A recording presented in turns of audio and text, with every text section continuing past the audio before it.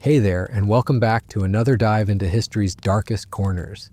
Tonight, we're stepping into the blood-soaked sands of the Roman Colosseum, where entertainment meant watching human beings tear each other apart for the amusement of screaming crowds. But here's what they don't tell you in the movies. These weren't fair fights between equally matched warriors. They were rigged spectacles designed to maximize suffering, humiliation, and death. If you're new here, I'm fascinated by the brutal realities that history tends to gloss over. And if you enjoy these deep dives into humanity's darker moments, go ahead and hit that subscribe button. I'd love to know where you're watching from and what time it is there. Drop a comment and let me know. There's something oddly comforting about exploring these grim chapters together as a global community.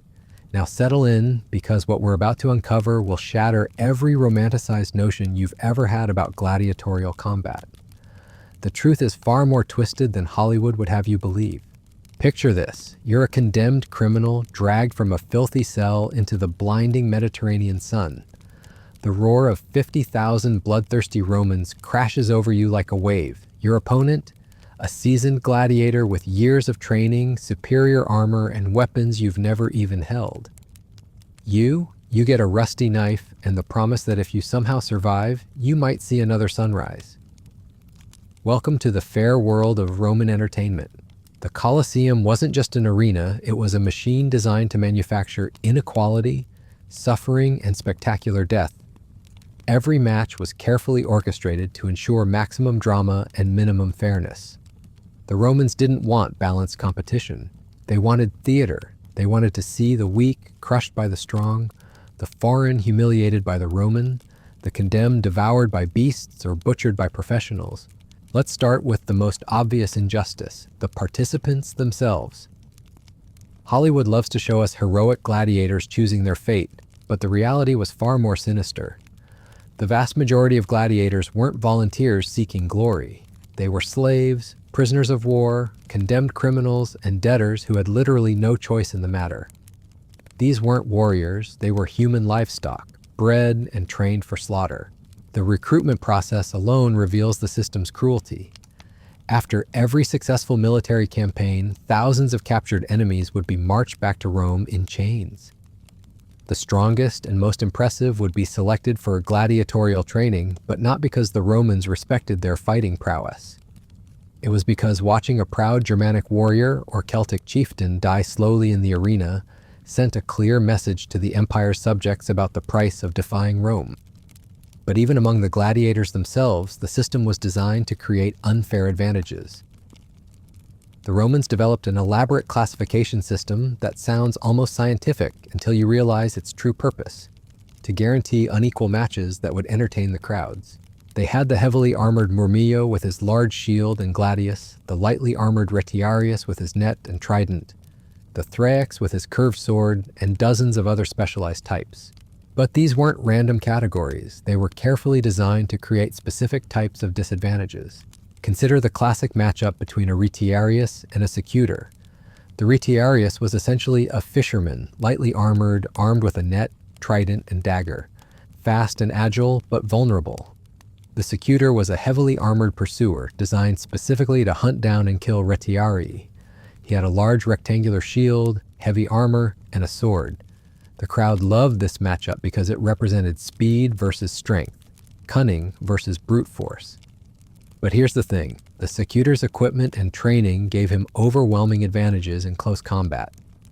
If the Retiarius missed with his net or couldn't maintain distance, he was essentially defenseless against an armored opponent with superior weapons.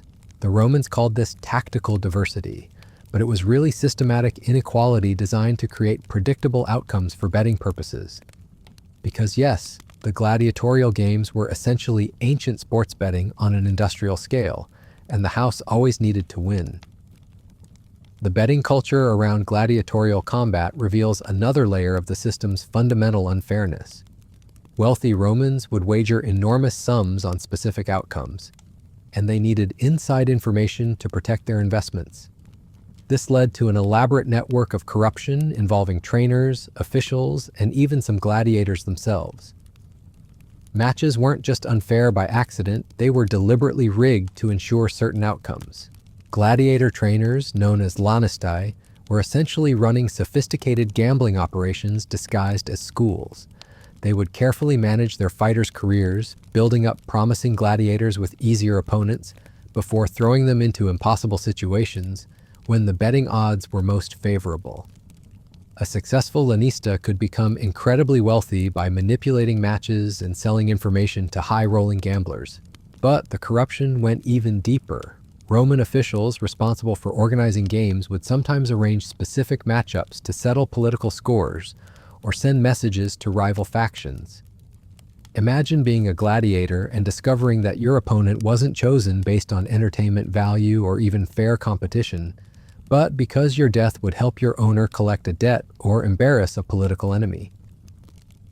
The financial incentives were so powerful that they corrupted every aspect of the system. Gladiators who were supposed to fight to the death would sometimes arrange secret deals to stage dramatic but non-fatal encounters.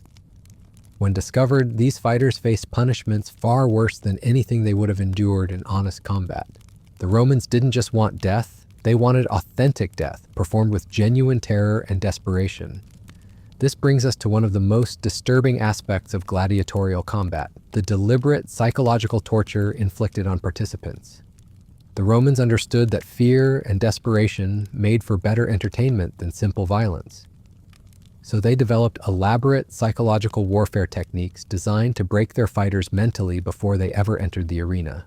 New gladiators would be forced to watch veterans die in training accidents or be executed for minor infractions.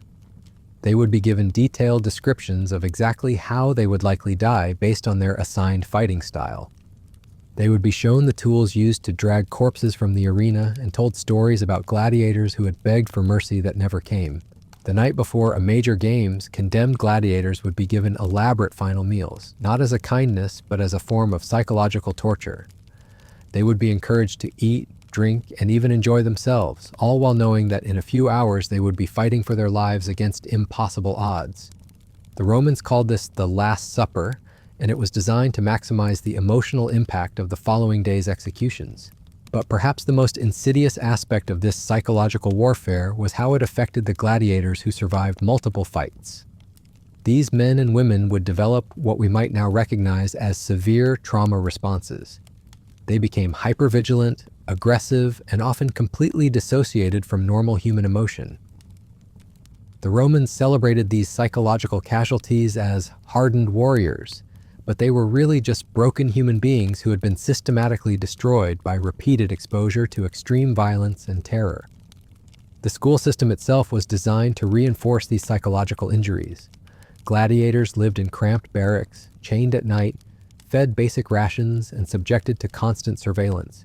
They were forbidden from forming meaningful relationships with other fighters because attachments made them less willing to kill their training partners in the arena. Everything about their daily existence was calculated to dehumanize them and make them more effective killing machines. Training regimens were deliberately brutal, not just to build physical strength, but to break down psychological resistance to violence. New recruits would be forced to practice killing techniques on condemned prisoners or wounded animals. They would be made to participate in mass executions disguised as training exercises. By the time they faced their first real opponent, they had already been conditioned to see killing as routine, mechanical, and emotionally meaningless. This systematic dehumanization had profound effects on Roman society itself. Citizens who regularly attended gladiatorial games became increasingly desensitized to violence and suffering. What started as occasional entertainment became an addiction that required ever more extreme spectacles to satisfy. The crowds that once cheered for skilled combat began demanding more creative and elaborate forms of execution. The evolution of gladiatorial games over time reveals this escalating appetite for cruelty. Early contests were relatively simple affairs, two fighters with similar equipment facing off until one yielded or died. But as the empire grew wealthier and the population more jaded, the games became increasingly elaborate and unfair.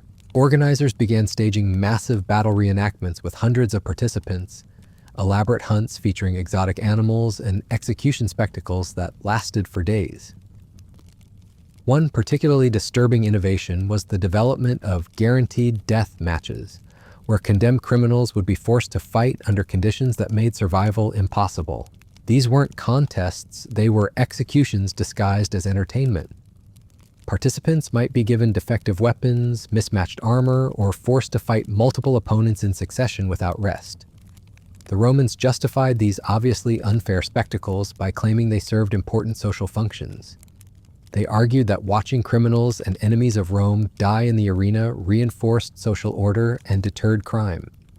They claimed that the games demonstrated Roman superiority and the consequences of challenging imperial authority. But these justifications were really just elaborate rationalizations for what was essentially legalized murder for entertainment. The scale of this killing was staggering. Conservative estimates suggest that over the 4 centuries of gladiatorial games, hundreds of thousands of people died in Roman arenas. Some historians put the number much higher, possibly reaching into the millions when you include all the regional amphitheaters throughout the empire. This wasn't warfare or even execution in any traditional sense. It was industrial-scale slaughter designed to entertain the masses. But the numbers only tell part of the story. Each of those deaths represented a human being with hopes, fears, families, and dreams who was sacrificed to feed Rome's appetite for violent spectacle. Many were young people who had committed minor crimes or simply been in the wrong place at the wrong time when slave raiders struck their villages.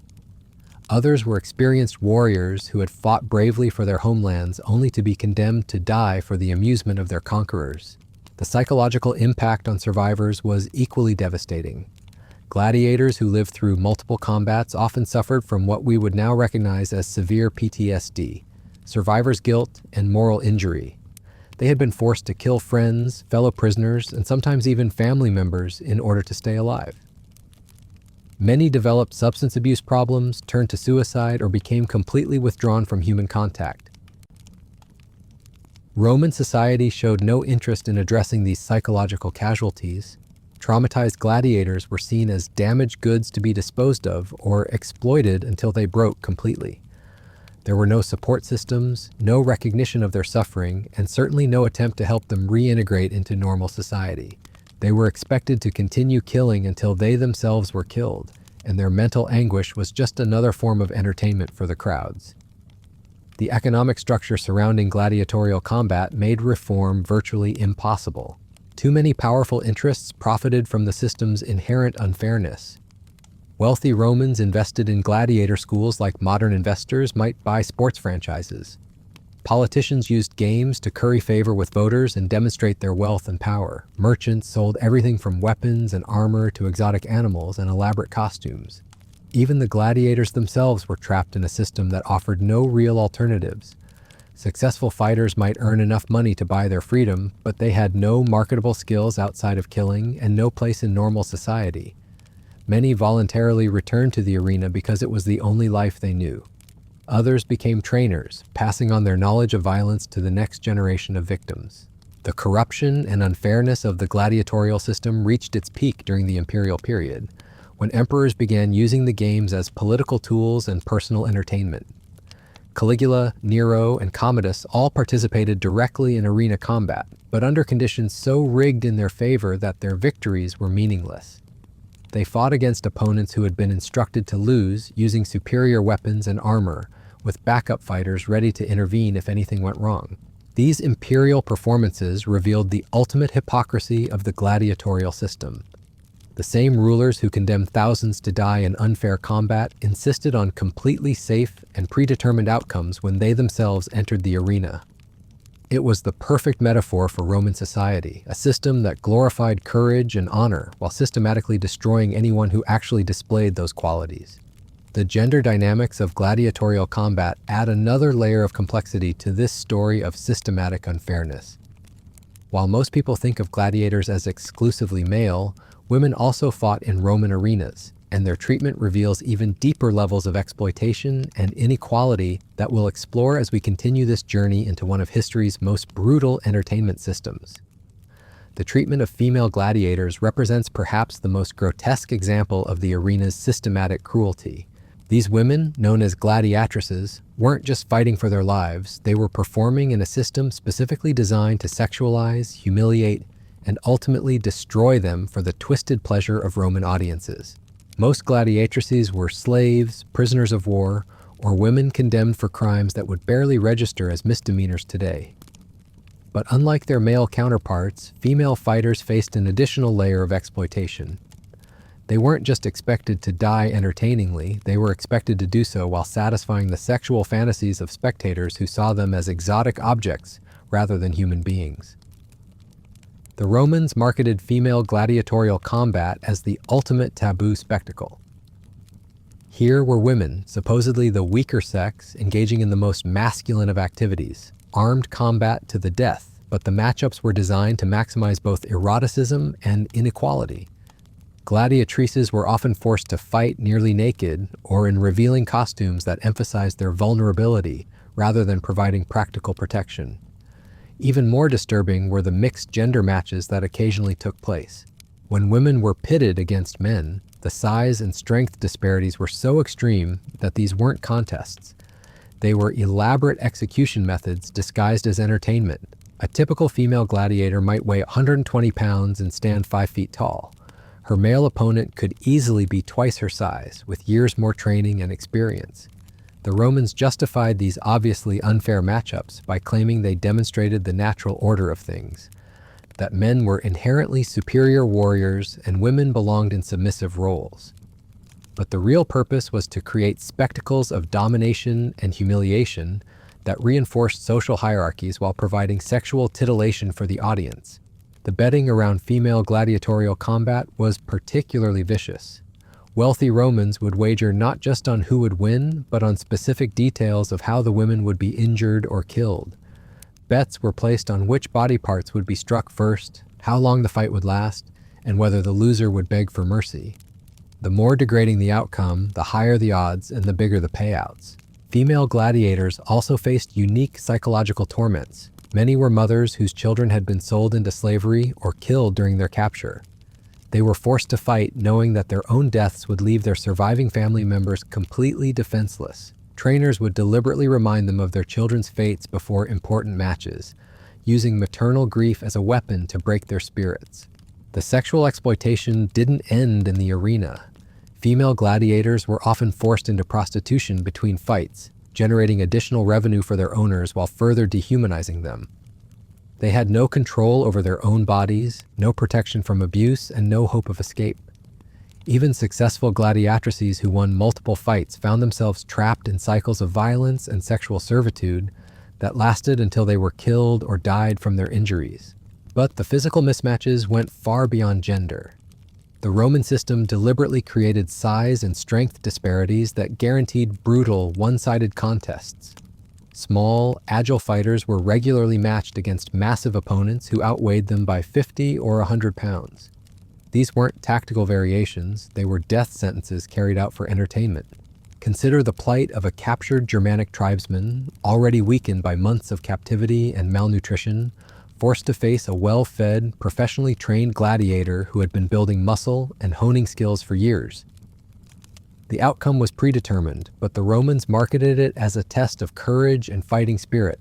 They wanted to see how long the undermatched fighter would struggle before succumbing to the inevitable.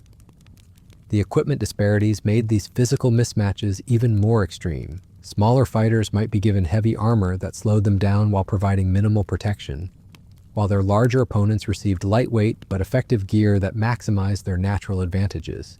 Weapons were distributed according to what would create the most dramatic spectacle, not what would give each fighter a fair chance. The training system itself reinforced these inequalities.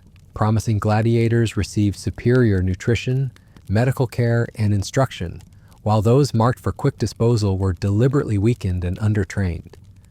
It was a form of systematic sabotage designed to ensure that only certain fighters survived long enough to become genuine attractions.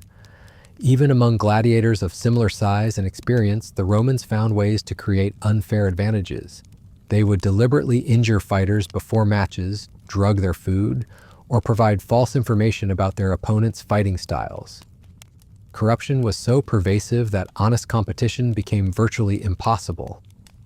The medical treatment available to different classes of gladiators revealed another layer of systematic inequality. Star performers had access to skilled physicians, proper surgical instruments, and effective painkillers.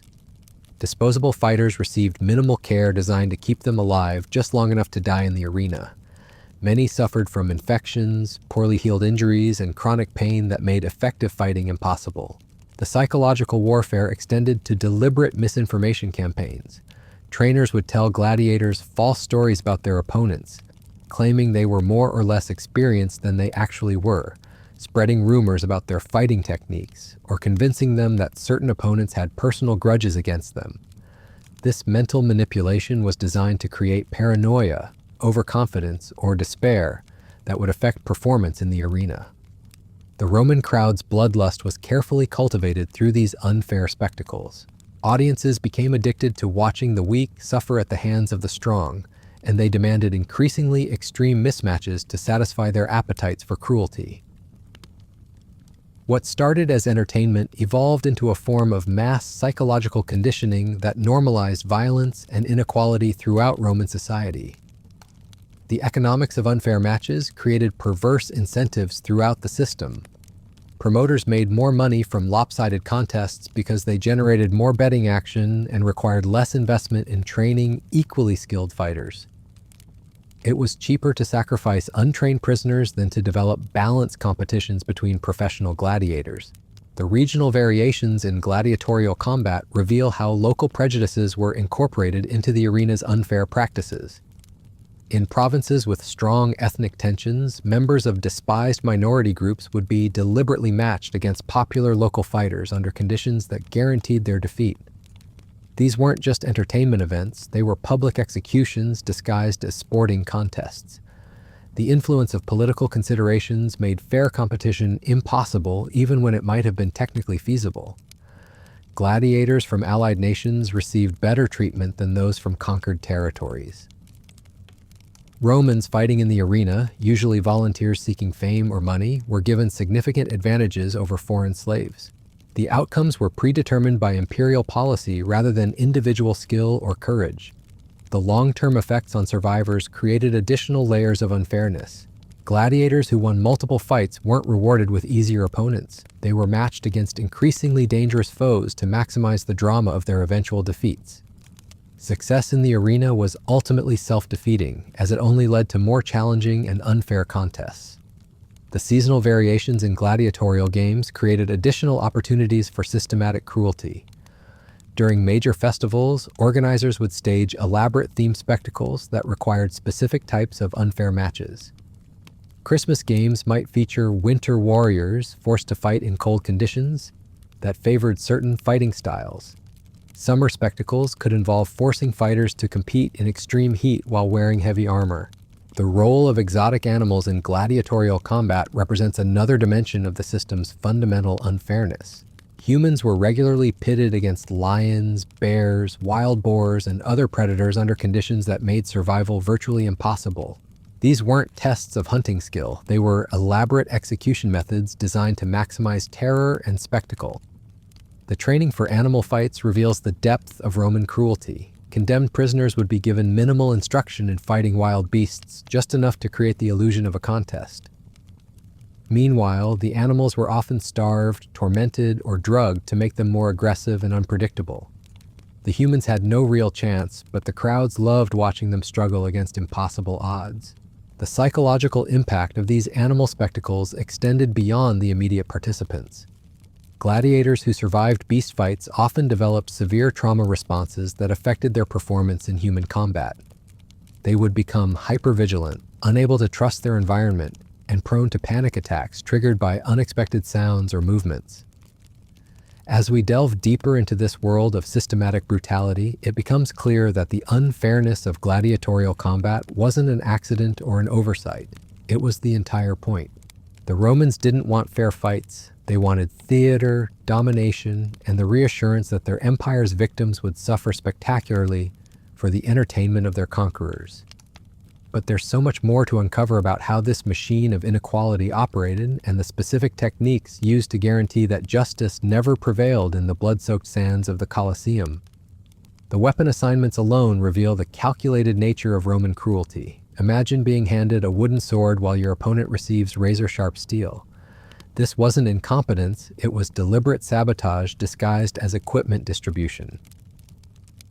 The Romans developed an entire science around creating disadvantages that would lead to specific types of deaths. The gladius, Rome's signature short sword, was reserved for fighters the organizers wanted to see survive. Meanwhile, condemned prisoners might receive blunted weapons, cracked shields, or armor with deliberately weakened joints.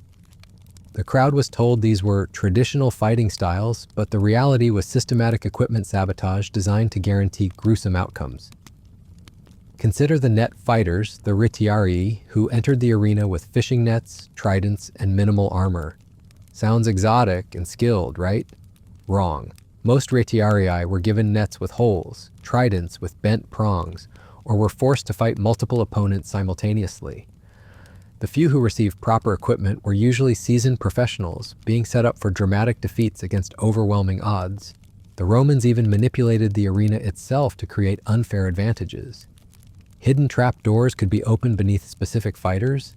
Sand could be raked to create slippery or unstable footing in certain areas. Water features could be drained or filled to favor particular fighting styles. The arena wasn't neutral ground, it was a rigged battlefield where every element conspired against the doomed.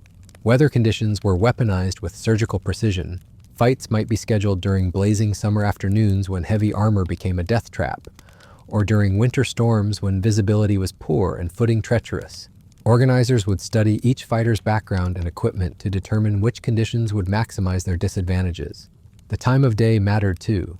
Morning executions featured the most one-sided slaughters, untrained criminals thrown to professional killers or wild animals.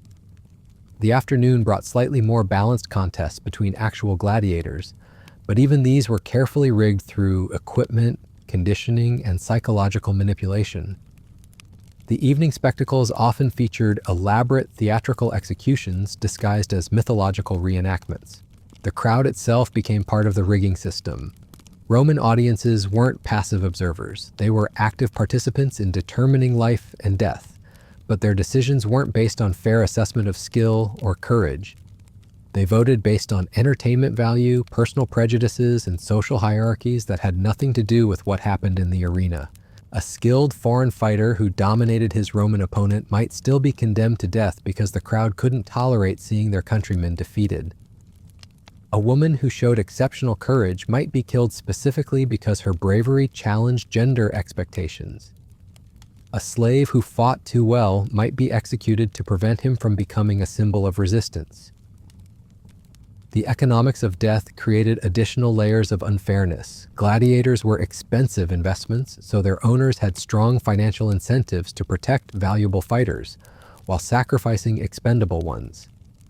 A star gladiator might fight dozens of matches against overmatched opponents before facing a genuine challenge. Meanwhile, promising newcomers would be fed to established killers before they could develop into threats. The betting markets distorted everything. Wealthy Romans would place enormous wagers on specific outcomes, creating pressure to manipulate matches accordingly. A gladiator school owner might deliberately sabotage his own fighter if the betting odds made losing more profitable than winning. Corruption flowed through every level of the system like poison through veins. The medical manipulation was particularly insidious. Fighters could be secretly drugged to slow their reflexes, weaken their strength, or cloud their judgment. Others might receive treatments that actually worsened their injuries. Even the pre-fight medical examinations were often shams designed to clear obviously unfit fighters for combat. The psychological conditioning went beyond simple intimidation. Trainers used sophisticated techniques to break fighters mentally before they ever entered the arena. They would force gladiators to watch their predecessors die, describe in graphic detail how they would likely be killed, and eliminate any hope of survival or freedom. Sleep deprivation was a common tactic. Condemned fighters would be kept awake for days before their matches, destroying their coordination and judgment. Others would be subjected to constant noise, bright lights, or extreme temperatures to wear down their mental defenses. By the time they faced their opponents, they were already defeated psychologically. The sexual abuse of both male and female gladiators added another dimension of cruelty.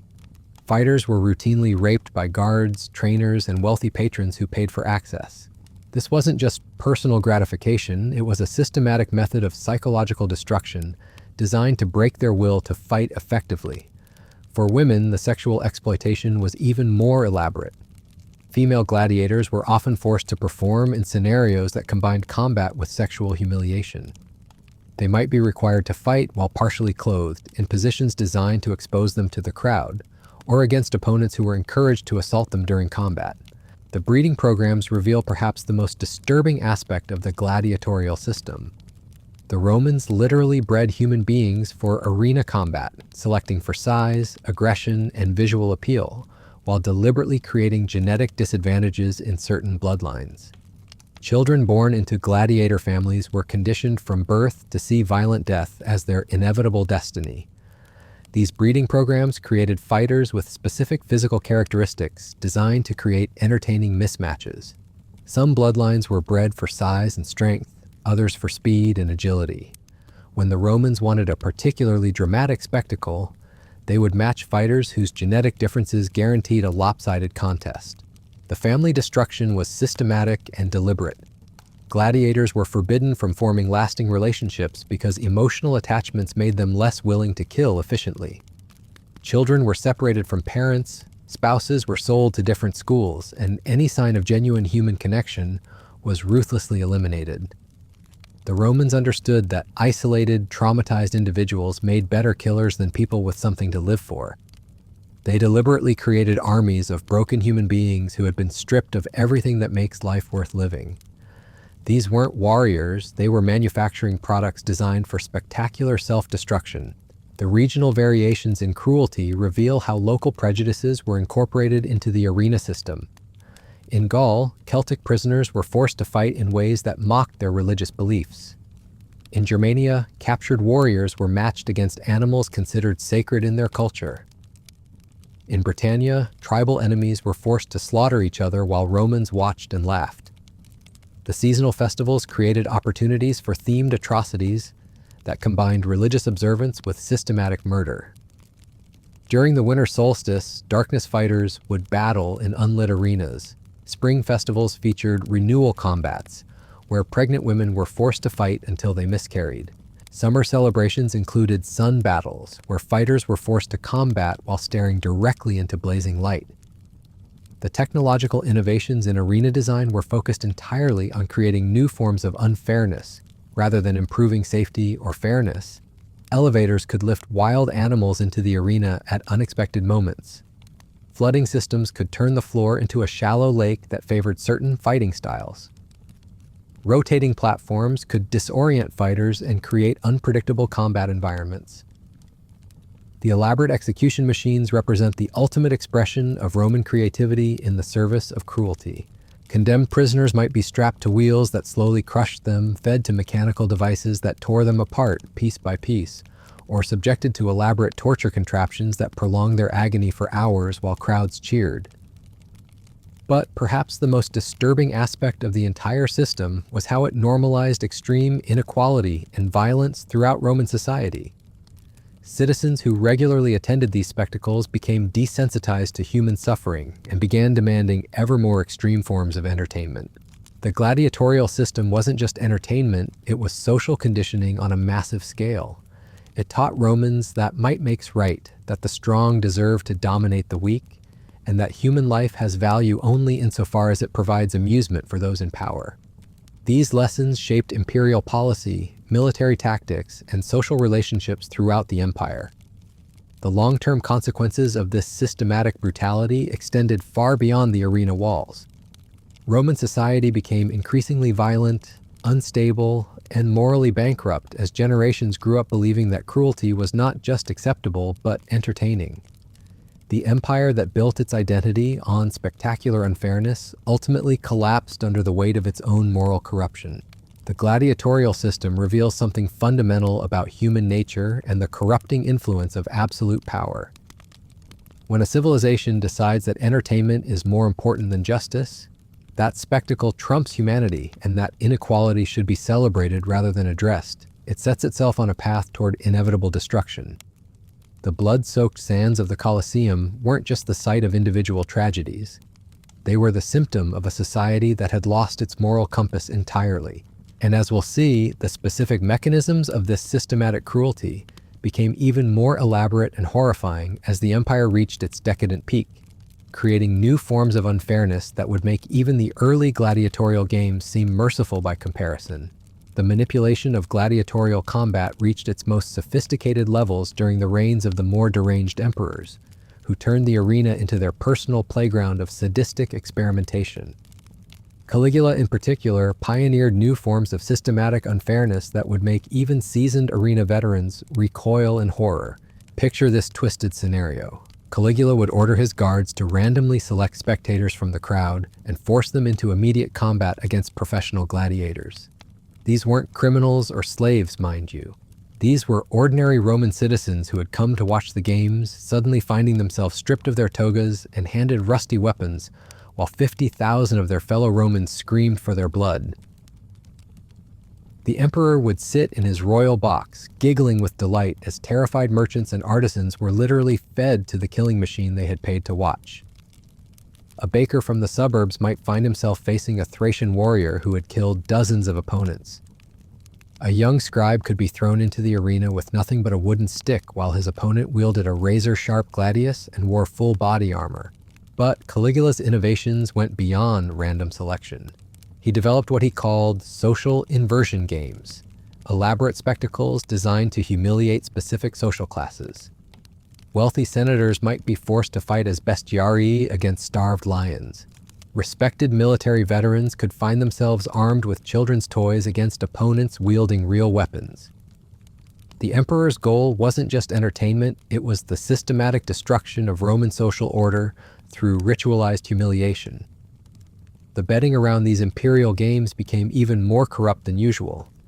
Caligula would place enormous wagers on outcomes he had personally rigged, essentially stealing from the Roman treasury while pretending to gamble. He would bet against gladiators he had secretly poisoned, or wager on fighters he knew had been given defective equipment. The emperor wasn't just fixing fights, he was running elaborate confidence schemes that defrauded the entire empire. Nero took these innovations even further, developing what historians call theatrical executions that combined dramatic performance with systematic murder. Condemned prisoners would be forced to reenact famous mythological scenes, but with a deadly twist, the deaths in these performances were real. Someone playing Icarus would be thrown from a great height.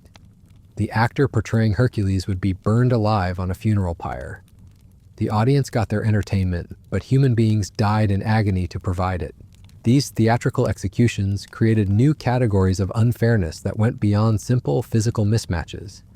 Prisoners might be cast in roles that required them to die in specific ways, regardless of their fighting ability or survival instincts. A skilled warrior could be forced to play a character who dies from poison, negating all his combat training. A quick, agile fighter might be assigned a role that required him to be slowly crushed by machinery. The costume and prop departments for these death spectacles reveal the Romans' twisted creativity in manufacturing disadvantage. Actors playing gods might receive elaborate but completely useless ceremonial armor that looked impressive, but provided no protection. Those cast as monsters could be sewn into heavy animal skins that restricted their movement and obscured their vision. Every element of the production was designed to maximize the performer's vulnerability while maintaining the illusion of dramatic authenticity. The psychological torture inflicted on these theatrical victims was particularly refined. They would be given scripts to memorize, forced to rehearse their own deaths repeatedly until the moment became routine and mechanical. They knew exactly how they would die, when it would happen, and what their last words were supposed to be. This wasn't spontaneous violence, it was choreographed murder performed with theatrical precision. The female participants in these mythological reenactments faced additional layers of exploitation that combined sexual abuse with systematic execution. Women cast as mythological figures like Daphne or Europa would be subjected to elaborate rape scenarios before being killed in ways that matched their characters' stories. The audience received both sexual titillation and violent spectacle, while the performers endured the ultimate degradation. Consider the fate of women forced to play the role of mythological figures who were transformed into animals. These performances required them to be gradually mutilated and disfigured until they no longer appeared human. The process could take hours, with each stage of the transformation performed live while crowds cheered. These weren't quick executions, they were extended torture sessions disguised as religious theater. The animal handlers developed increasingly sophisticated methods for creating unfair human versus beast encounters. Lions could be trained to attack specific body parts, prolonging the victim's agony while creating more dramatic spectacle. Bears might be partially blinded or drugged to make them more unpredictable and vicious. Elephants could be conditioned to perform specific killing techniques that would maximize the visual impact of their victims' deaths. The Romans even developed hybrid spectacles that combined multiple forms of unfairness into single events. A typical afternoon might feature a woman gladiator fighting a male opponent twice her size, while both were chained to opposite ends of the arena, while hungry wolves were released into the combat zone, while archers in the stands were authorized to shoot at anyone who tried to flee. These weren't contests, they were elaborate execution methods designed to kill as many people as possible while providing maximum entertainment value. The betting on these hybrid spectacles became incredibly complex, with odds calculated on dozens of different variables.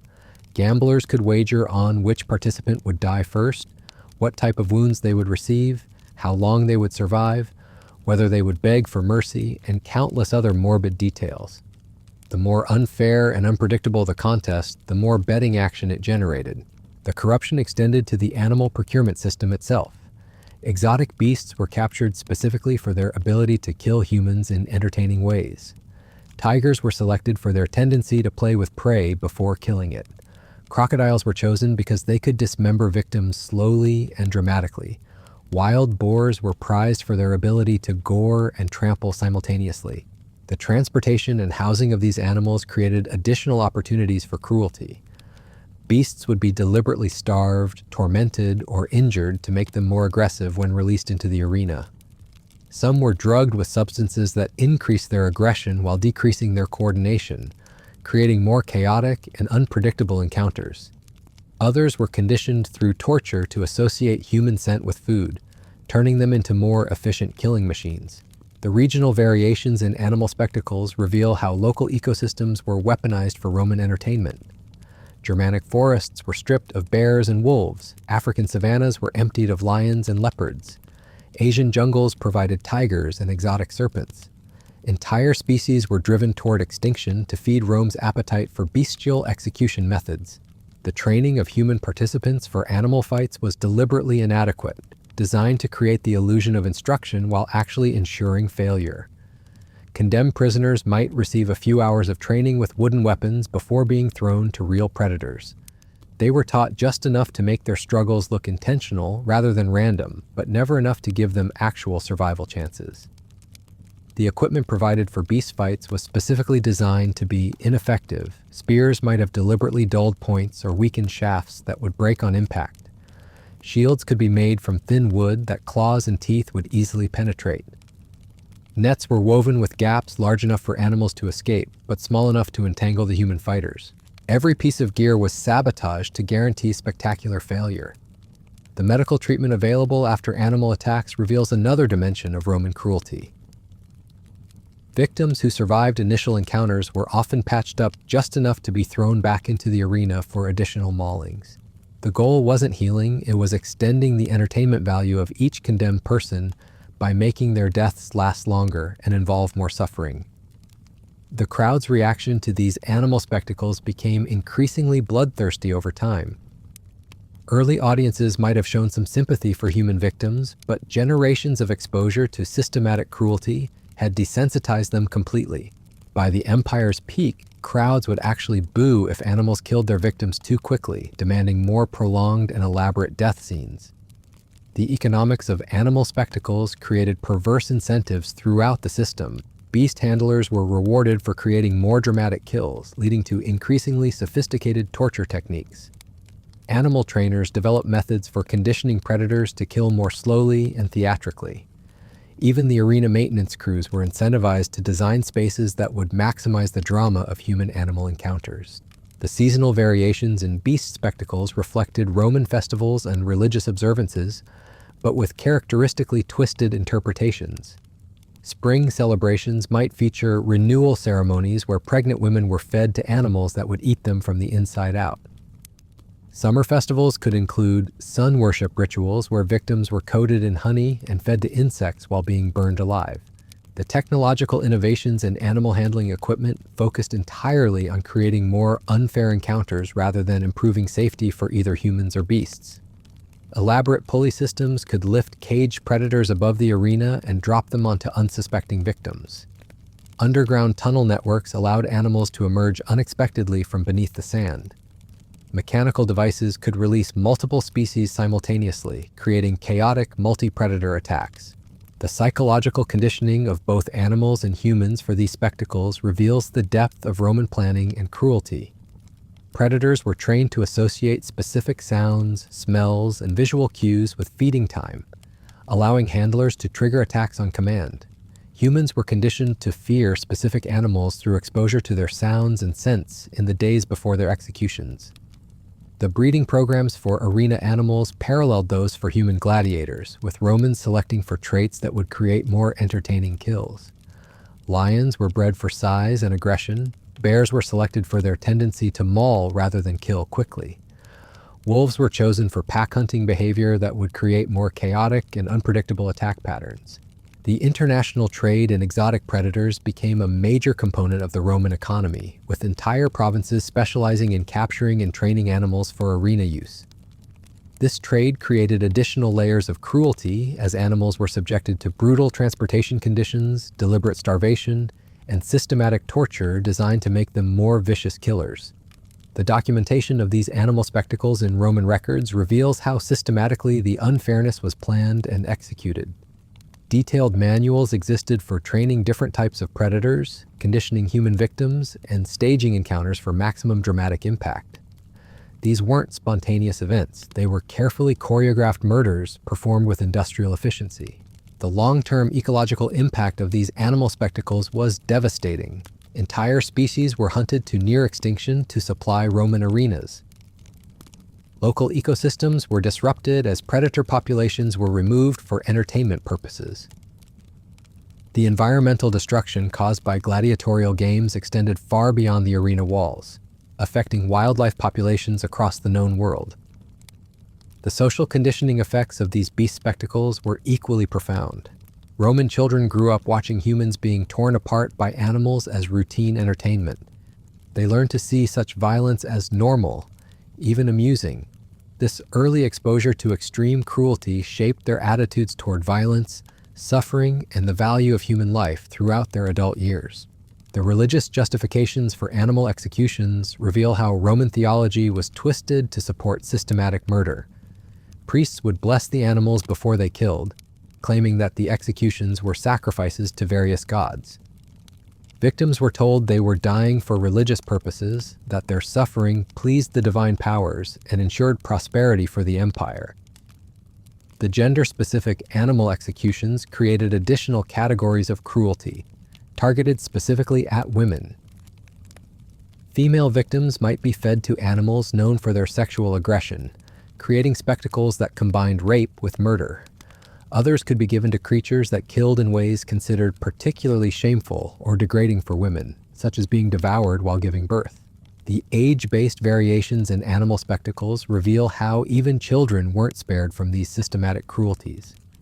Young victims might be fed to smaller predators that would kill them more slowly, or to animals that had been trained to play with their prey before consuming it. The Romans developed specific protocols for child executions that maximized both the victim's terror and the audience's entertainment. As we delve deeper into these mechanisms of systematic cruelty, it becomes clear that the Roman arena system represented more than just entertainment gone wrong. It was a deliberate program of social conditioning designed to normalize extreme inequality, celebrate violence as entertainment, and destroy any sense of human compassion or moral restraint among the population. The unfairness wasn't a bug in the system, it was the entire point. Romans didn't want to see fair fights or honorable combat. They wanted to watch the systematic destruction of everything that makes us human, performed as spectacle for their amusement. And the more unfair, cruel, and degrading these spectacles became, the more popular they grew with audiences who had been conditioned to see suffering as entertainment. But the true horror of the gladiatorial system wasn't just what it did to its immediate victims. It was how it poisoned an entire civilization, creating a society so morally bankrupt that it celebrated cruelty as virtue and turned systematic murder into the highest form of art. The arena didn't just kill gladiators, it killed the Roman soul, one unfair match at a time. The corruption of Roman society through gladiatorial entertainment reached its most insidious form in the way it transformed ordinary citizens into accomplices in systematic murder. Every Roman who cheered in the Colosseum became complicit in a machine designed to celebrate inequality and normalize cruelty. But perhaps nowhere was this moral destruction more evident than in how the system treated its most vulnerable participants, the children. Yes, children. The Romans didn't just force adults into unfair combat. They developed an entire category of spectacles specifically designed around the systematic murder of minors. These weren't accidents or unfortunate byproducts of adult violence. They were carefully planned executions disguised as coming-of-age ceremonies or educational demonstrations. Picture a 10-year-old boy, son of a captured Germanic chieftain, standing in the arena sand with a wooden sword while facing a full-grown Roman gladiator armed with steel.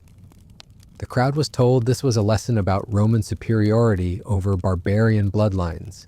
The reality was the ritualized murder of a child for the entertainment of thousands of adults who should have known better. The betting on child executions reveals the depths of Roman depravity. Wealthy citizens would wager on how long children would survive, what their last words would be, whether they would cry or beg for mercy. Some bets focused on which body parts would be struck first, how many wounds they could sustain before collapsing, or whether they would soil themselves in terror. The younger and more innocent the victim, the higher the odds and the more enthusiastic the betting. The training given to children before their executions was deliberately inadequate and psychologically torturous. They might be taught basic sword movements for a few days, just enough to create the illusion that they were receiving fair preparation. Meanwhile, they were subjected to constant descriptions of exactly how they would die, detailed explanations of what their injuries would feel like, and forced viewings of other children's executions to maximize their terror. The Romans developed specific categories of child spectacles that combined entertainment with social messaging. Succession games featured the children of defeated enemy leaders being killed by the children of Roman allies, demonstrating the consequences of opposing imperial authority. Bloodline purification spectacles involved forcing children from the same family to fight each other to the death, ensuring that enemy genetic lines would destroy themselves for Roman amusement. The gender dynamics of child executions were particularly twisted. Young girls might be forced to fight boys their own age, but the boys would be given superior weapons and armor, while the girls received inadequate protection. These weren't tests of skill, they were systematic demonstrations that female children deserved to suffer and die for the entertainment of male spectators. The psychological conditioning of child participants was refined to an art form. Roman trainers understood that children's minds were more malleable than adults, so they developed elaborate techniques for breaking their spirits completely before the executions. Children would be isolated from any source of comfort, subjected to constant threats and degradation, and forced to participate in the murders of other children to desensitize them to violence. Some children were kept in special holding areas beneath the arena where they could hear the sounds of combat and death above them for days before their own executions. They would listen to the crowds cheering, the clash of weapons, and the screams of dying participants, while knowing that soon they would be providing the same entertainment. The psychological torture was often more devastating than the eventual physical death. The religious justifications for child murder were elaborate and sophisticated. Roman priests would perform ceremonies before child executions, claiming that the deaths were necessary sacrifices to ensure the empire's prosperity. Children were told they were dying for the gods, that their suffering would bring blessings to Rome, and that their families would be honored for providing such valuable sacrifices. The economics of child spectacles created additional layers of exploitation. Children were cheaper to acquire and maintain than adult gladiators, making them attractive to promoters looking to cut costs while providing dramatic entertainment. A single raid on a conquered village could provide dozens of child victims who could be stored, trained minimally, and executed in elaborate spectacles that cost a fraction of what adult gladiatorial contests required. The seasonal variations in child executions followed Roman religious calendars, but with characteristically perverted interpretations.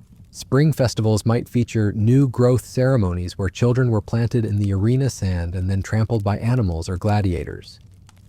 Winter solstice celebrations could include darkness offerings, where children were killed in unlit arenas while audiences listened to their screams without being able to see their suffering. The international trade in children for arena purposes created networks of systematic kidnapping and trafficking that stretched across the empire. Entire communities specialized in capturing children from enemy territories and preparing them for Roman entertainment. These weren't military operations, they were commercial enterprises focused on providing fresh victims for an insatiable market.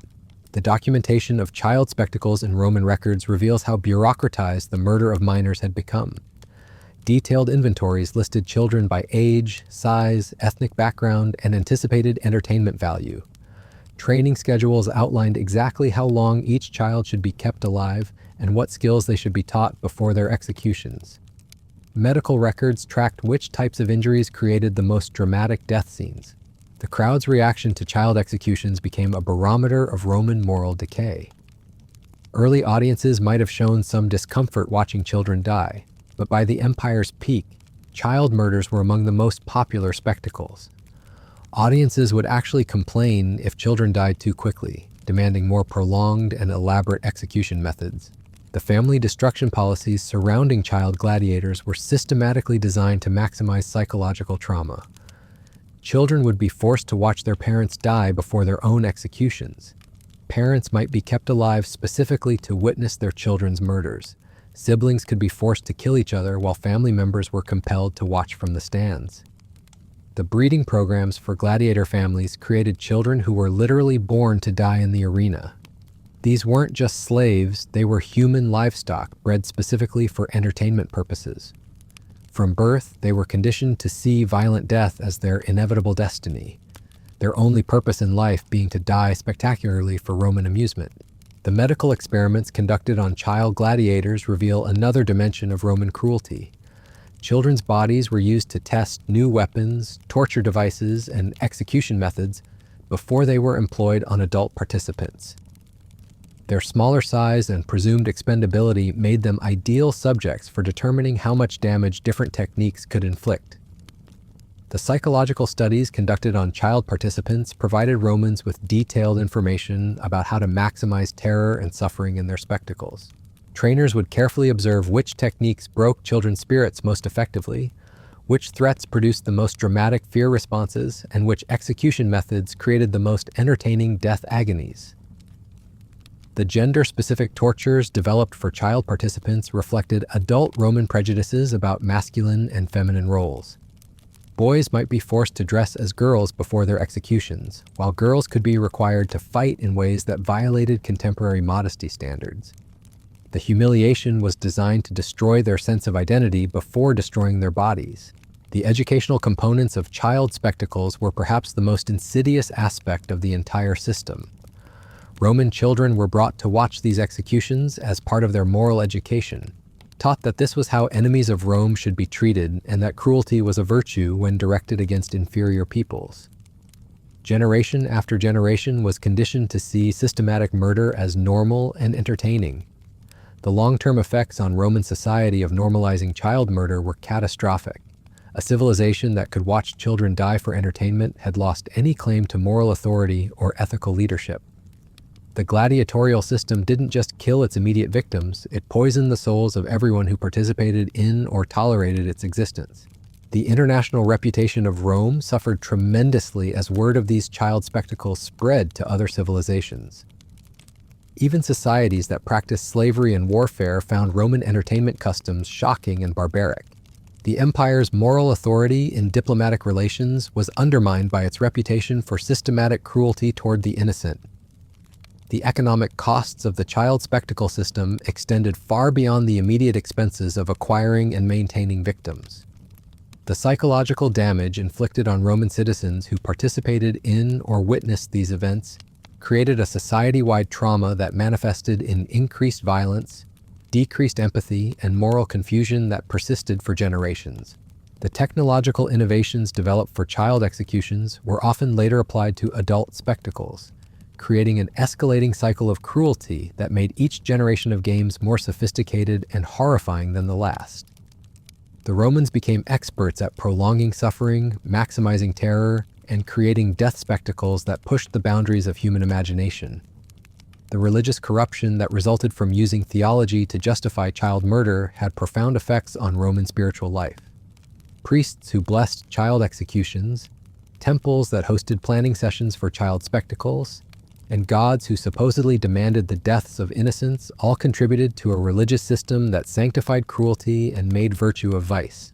The literary and artistic celebrations of child spectacles in Roman culture reveal how deeply the acceptance of systematic murder had penetrated elite society. Poets wrote verses celebrating particularly dramatic child deaths. Artists created sculptures commemorating famous child executions. The murder of children became not just tolerated but celebrated as high culture. The legal frameworks developed to support child spectacles created precedents that undermined Roman law's claims to justice and equity. Courts that could sentence children to death for entertainment purposes, judges who could order elaborate execution methods for minors, and legal scholars who could justify systematic murder all contributed to the corruption of Roman jurisprudence. The military implications of child spectacles were equally troubling. Soldiers who grew up watching children die for entertainment became desensitized to violence in ways that affected their conduct in warfare. The systematic murder of enemy children in arena settings normalized similar atrocities on battlefields, contributing to the increasing brutality of Roman military campaigns. The diplomatic consequences of child spectacles created lasting problems for Roman international relations.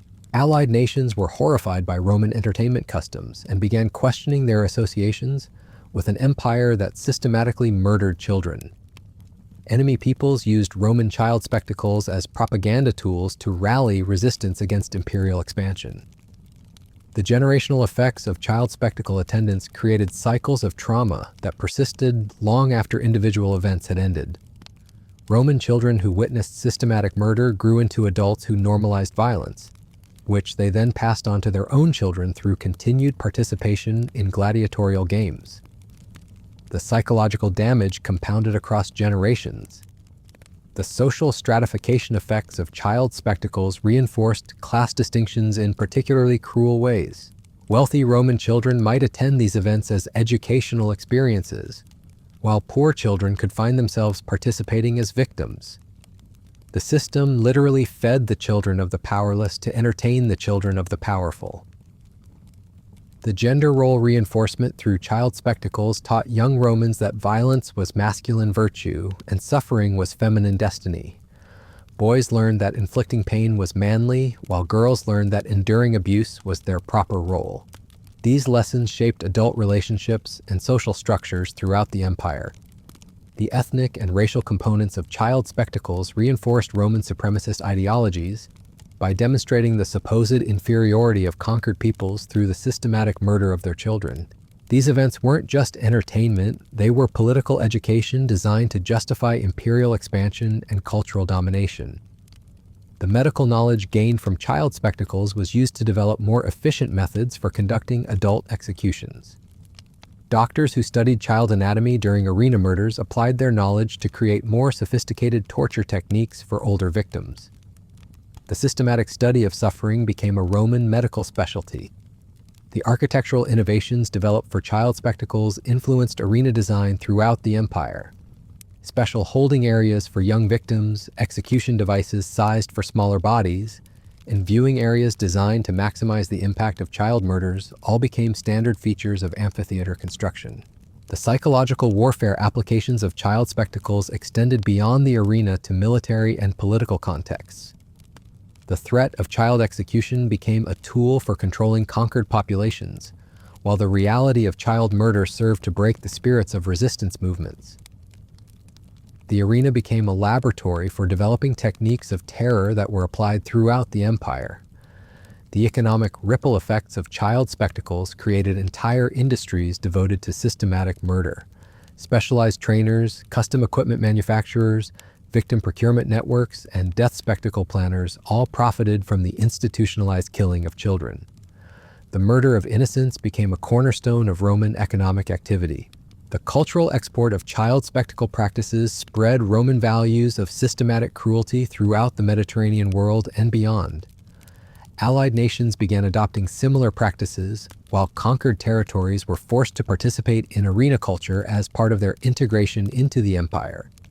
The normalization of child murder became a tool of cultural imperialism. As we examine these layers of systematic cruelty directed specifically at the most vulnerable members of society, we begin to understand that the unfairness of Roman gladiatorial combat wasn't just about mismatched weapons or rigged betting. It was about a civilization that had lost its moral compass so completely that it could celebrate the torture and murder of children as the highest form of entertainment. The child spectacles reveal the gladiatorial system's true nature, not as sport or even as crude entertainment, but as a machine for destroying human compassion and normalizing systematic cruelty. When a society can watch its future generations die for amusement, it has already signed its own death warrant. The fall of Rome wasn't just political or economic, it was moral, spiritual, and inevitable.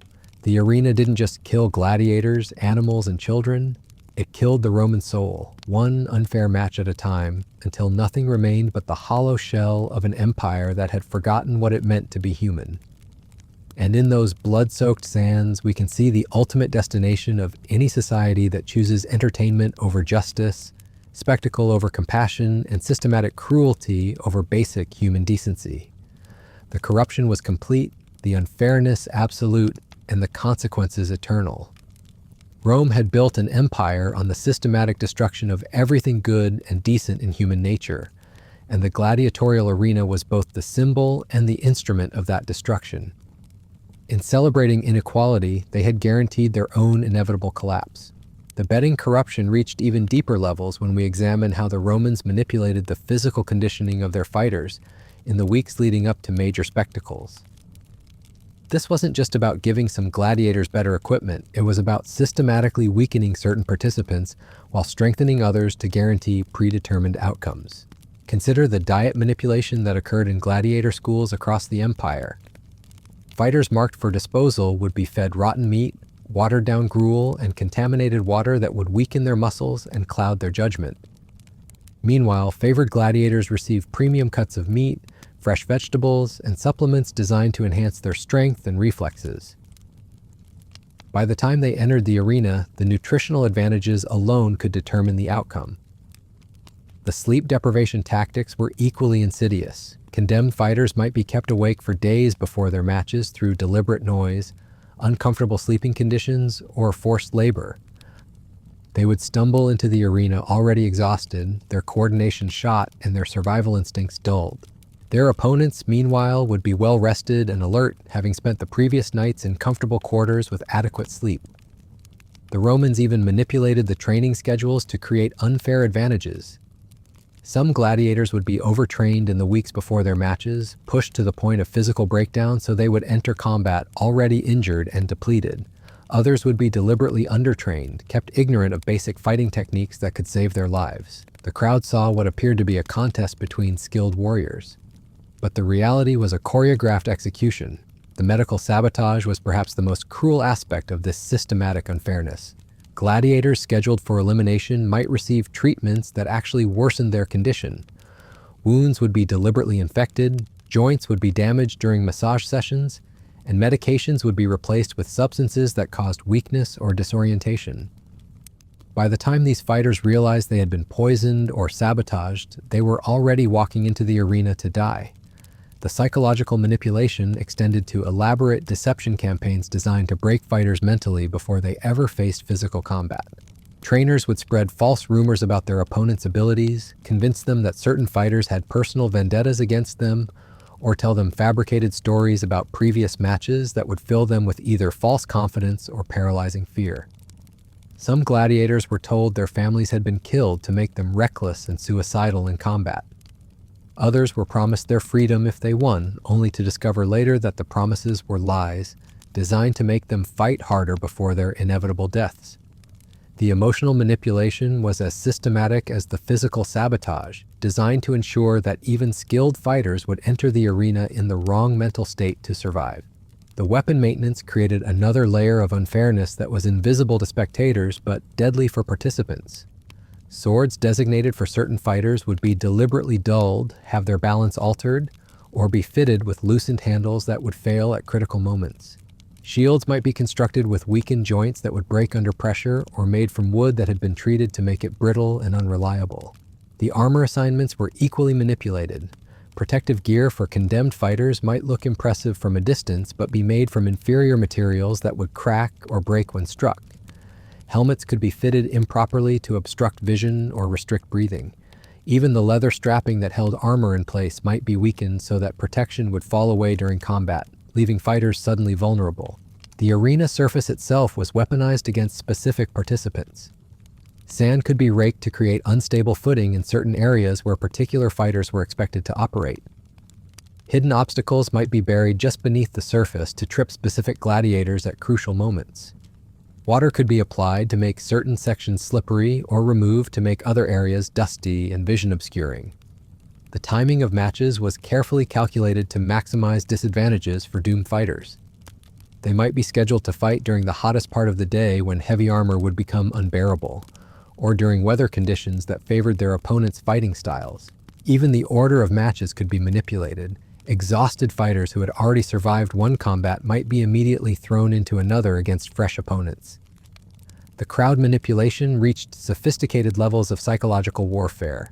Professional agitators would be planted in the audience to start chants against specific fighters, creating hostile environments that could rattle even experienced gladiators.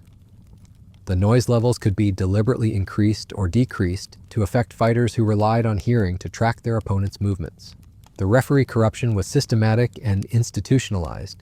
Officials who were supposed to ensure fair combat were often bribed to ignore obvious rule violations, allow illegal weapons or tactics, or make calls that favored certain fighters. Some referees would even actively participate in the sabotage, creating distractions at crucial moments or positioning themselves to block fighters' movements. The post-match medical care revealed another dimension of the system's cruelty. Fighters who were supposed to die but somehow survived their matches might receive medical attention designed to worsen their injuries rather than heal them. Doctors would deliberately cause infections, increase bleeding, or damage organs while pretending to provide treatment. The goal was to ensure that temporary survivors would die slowly and painfully over the following days. The family hostage system created additional psychological pressures that made fair combat impossible. Gladiators might be told that their performance in the arena would determine whether their relatives lived or died. A fighter who was supposed to lose might be informed that winning would result in his children being tortured. This emotional blackmail made it impossible for many gladiators to fight at their full capacity, even when they had the skills to survive. The social pressure on gladiators from different backgrounds created internal conflicts that affected their performance. Foreign fighters might be told that their entire ethnic group would be judged based on their individual performance, creating crushing psychological pressure. Former soldiers could be reminded of their oath of loyalty to Rome, making it difficult for them to fight effectively against Roman opponents. The religious manipulation involved telling fighters that their gods had abandoned them, that their deaths were divinely ordained, or that surviving would bring curses upon their families. In a world where spiritual beliefs were central to identity, this religious psychological warfare could be as devastating as physical sabotage. The economic incentives created impossible moral dilemmas for gladiators who had any chance of survival. They might be offered their freedom in exchange for killing popular fighters or promised wealth for their families if they died dramatically. These offers forced fighters to choose between their own survival and the welfare of people they loved, making genuine competition impossible. The training corruption involved teaching certain fighters techniques that were actually designed to get them killed. They might be instructed in advanced moves that would leave them vulnerable to counterattacks, or taught to rely on tactics that their opponents had been specifically trained to defeat. The gladiators thought they were receiving superior instruction, but they were actually being prepared for slaughter. The intelligence-gathering operations surrounding major matches were extensive and sophisticated. Spies would observe fighters' training sessions, document their strengths and weaknesses, and provide detailed reports to their opponents' camps. Some gladiators entered combat knowing every technique their enemy possessed, while their opponents fought blind against completely unknown tactics. The equipment testing created additional opportunities for sabotage. Weapons and armor would be stress tested to determine their failure points, then modified to break at those precise moments during combat. A sword might be engineered to snap after a specific number of strikes, or a shield designed to crack when hit at a particular angle. The crowd betting patterns were analyzed and manipulated to ensure maximum profits for the house. Odds would be adjusted based on inside information about which fighters had been sabotaged, creating artificial betting markets that guaranteed losses for ordinary gamblers while enriching the arena operators and their collaborators. The seasonal variations in unfairness reflected both practical concerns and deliberate cruelty. Summer matches might feature deliberate dehydration of certain fighters, while winter combats could involve forcing some participants to fight in inadequate clothing while their opponents received warming treatments. Every environmental factor was weaponized to create advantages and disadvantages. The regional variations in corruption reflected local prejudices and political considerations. In provinces with strong ethnic tensions, fighters from despised groups would face additional sabotage beyond the normal systematic unfairness. Their food would be more contaminated, their weapons more defective, and their treatment more brutal than even the standard cruelty of the arena system. The age-based discrimination created additional categories of unfairness that went beyond simple physical mismatches. Older fighters might be given equipment that was too heavy for their declining strength, while younger participants could be psychologically traumatized before their matches to make them less effective. Every demographic characteristic was analyzed and exploited to create entertaining inequalities. The medical examination corruption involved doctors who would clear obviously unfit fighters for combat while failing healthier participants for minor issues. These examinations weren't about safety, they were about manipulating the roster to ensure that specific matchups would occur regardless of the participant's actual physical condition.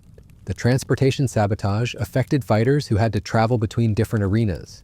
They might be subjected to uncomfortable journeys designed to weaken them, exposed to diseases during transport, or deliberately injured in accidents that would affect their combat performance. Even moving from one location to another became an opportunity for systematic disadvantage. The communication blackouts prevented fighters from receiving information that could help them survive. They might be kept ignorant of their opponent's identities until the moment of combat, denied access to intelligence about fighting techniques, or prevented from learning about rule changes that could affect their strategies. The social isolation tactics involve separating fighters from any source of emotional support or encouragement. They would be forbidden from interacting with supporters, prevented from receiving messages from family members, and kept in solitary confinement that would weaken their mental state before combat. The financial manipulation created debts and obligations that forced fighters into disadvantageous situations. They might be charged for their own training, equipment, and medical care, creating financial pressures that made it impossible for them to refuse dangerous matches or demand better treatment. The legal framework surrounding gladiatorial combat was designed to provide a veneer of legitimacy while actually protecting the systematic unfairness from challenge. Laws existed that appeared to regulate the games, but they were written and enforced in ways that allowed continued exploitation while giving the illusion of oversight and protection. The documentation systems were deliberately incomplete and misleading, making it difficult for anyone to track the full extent of the corruption and unfairness. Records might be falsified, destroyed, or hidden to prevent exposure of the systematic manipulation that occurred throughout the gladiatorial system. The training facility conditions created additional health disadvantages for certain categories of fighters. Some schools provided adequate food, clean water, and medical care, while others were deliberately maintained as disease-ridden hellholes that would weaken their inhabitants before they ever reached the arena. The retirement sabotage ensured that even fighters who survived multiple matches would eventually be eliminated through increasingly unfair contests. The longer a gladiator lived, the more dangerous opponents he would face, until survival became mathematically impossible regardless of skill or courage. The reputation management involved creating false narratives about fighters' abilities and backgrounds to manipulate crowd expectations and betting patterns. Some gladiators were promoted as unstoppable killing machines when they were actually inexperienced novices, while genuine threats were downplayed to create betting opportunities for insiders. The international recruitment networks focused on acquiring fighters who could be easily exploited and manipulated. Preference was given to individuals who had no local connections, spoke different languages, or came from cultures that made them particularly vulnerable to Roman psychological warfare techniques. The scientific study of unfairness became a Roman specialty, with detailed analysis of which types of mismatches created the most entertaining spectacles. This research was used to develop increasingly sophisticated methods for creating inequality while maintaining the illusion of legitimate competition. The technological innovations in arena design were focused entirely on creating new opportunities for unfairness rather than improving safety or fairness. Every engineering advancement was evaluated based on its potential for creating dramatic inequalities that would enhance the entertainment value of systematic murder. The cultural export of these unfair practices spread Roman values of systematic cruelty throughout the known world.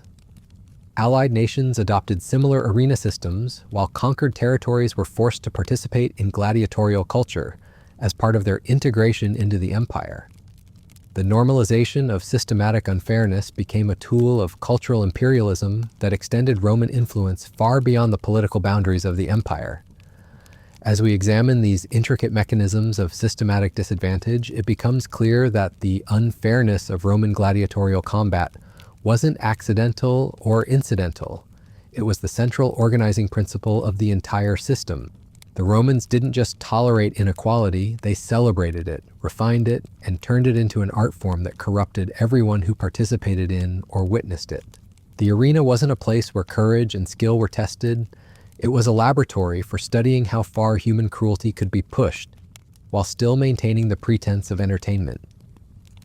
Every innovation, every tradition, and every spectacle was designed to answer a single question: how can we make suffering more systematic, inequality more absolute, and murder more entertaining?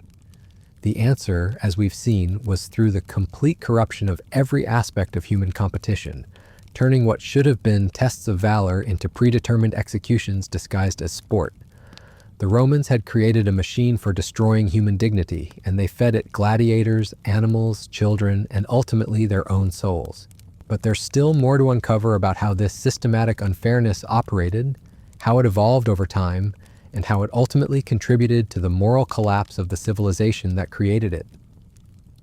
The blood-soaked sands of the Colosseum hold secrets that reveal not just how Romans entertained themselves, but how an entire empire lost its way in the pursuit of ever more elaborate forms of cruelty, disguised as competition. The seasonal manipulation of combat schedules reveals another layer of calculated cruelty that most people never consider when they picture gladiatorial spectacles. The Romans didn't just throw fighters into the arena randomly, they timed every match to maximize specific types of suffering that would enhance the entertainment value for different audiences throughout the year.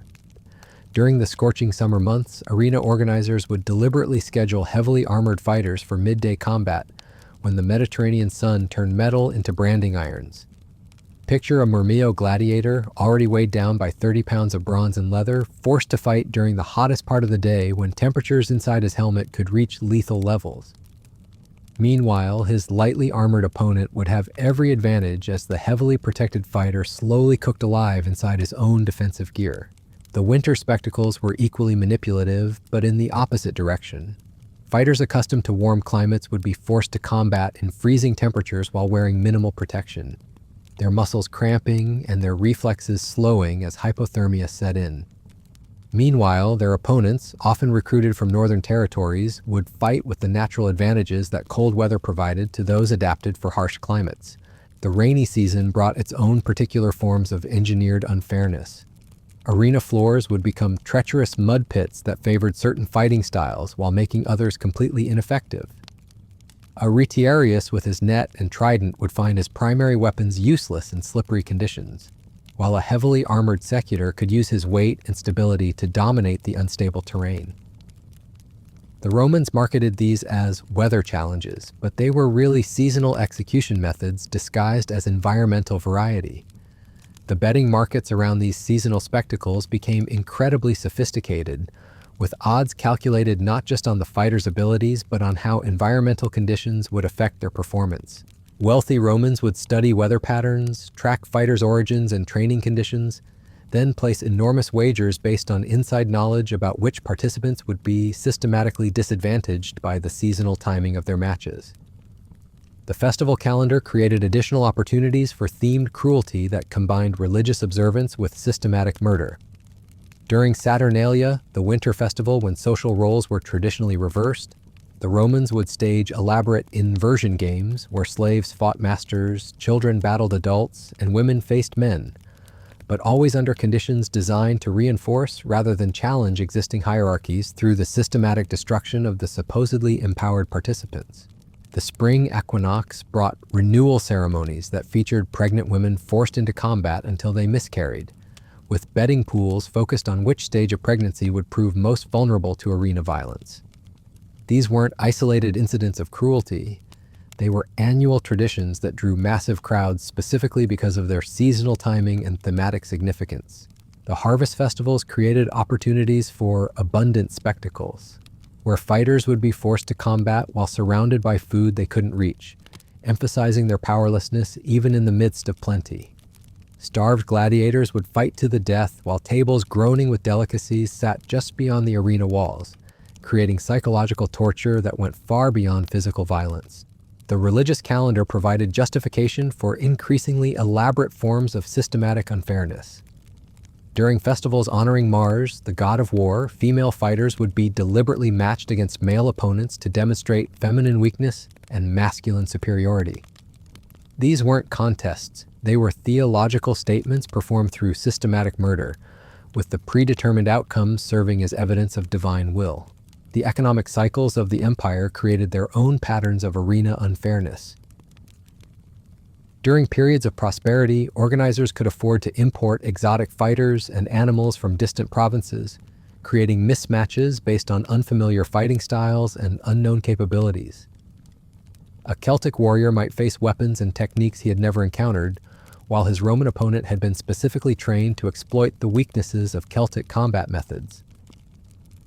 During economic downturns, the pressure to provide entertainment on reduced budgets led to even more systematic unfairness. Cheaper fighters, usually condemned criminals with no training, would be thrown against experienced gladiators in spectacles designed to maximize death rates while minimizing costs. The crowd still got their blood, but the inequality became even more extreme as financial pressures eliminated any pretense of fair competition.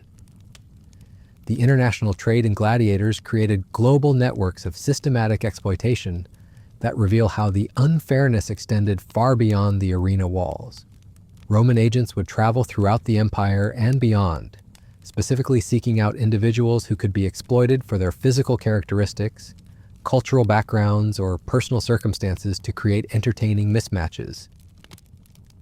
From Germania, they acquired large, powerful warriors who could be marketed as unstoppable killing machines, then systematically weakened through poor nutrition and psychological torture before being fed to smaller but better trained opponents. From Britannia, they recruited fierce Celtic fighters who could be broken through isolation from their tribal support systems and forced to fight using unfamiliar Roman techniques. From Africa, they imported exotic fighters whose different fighting styles and physical characteristics could be exploited to create novel forms of inequality. These weren't cultural exchanges, they were systematic campaigns to acquire human beings who could be manipulated into providing specific types of entertainment through their suffering and death. The breeding programs reached levels of sophistication that rival modern animal husbandry, with Romans literally designing human beings for specific types of arena spectacles. They would crossbreed fighters from different regions to create offspring with particular physical characteristics that would make them ideal for certain types of mismatched combat. Children born from Germanic mothers and African fathers might inherit size from one parent and speed from the other, creating fighters who could be marketed as having unique advantages while actually being engineered for specific vulnerabilities that their opponents would be trained to exploit. These breeding programs weren't about creating better fighters, they were about manufacturing more entertaining victims.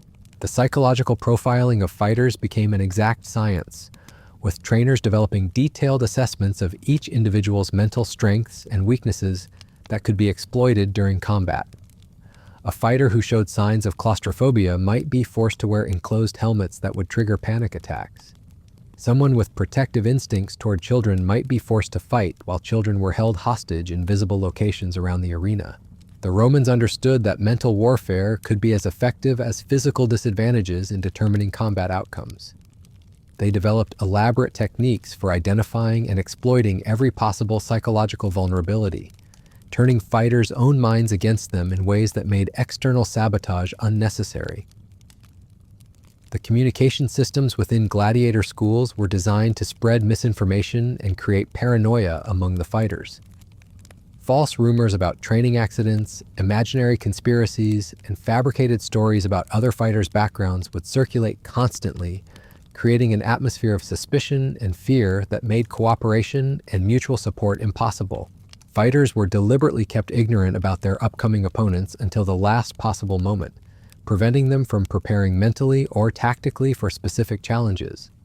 Meanwhile, favored fighters might receive detailed intelligence about their enemy's weaknesses, fighting styles, and psychological triggers, giving them overwhelming advantages that had nothing to do with skill or courage. The medical experimentation conducted on gladiators reveals another dimension of systematic unfairness that went far beyond simple sabotage.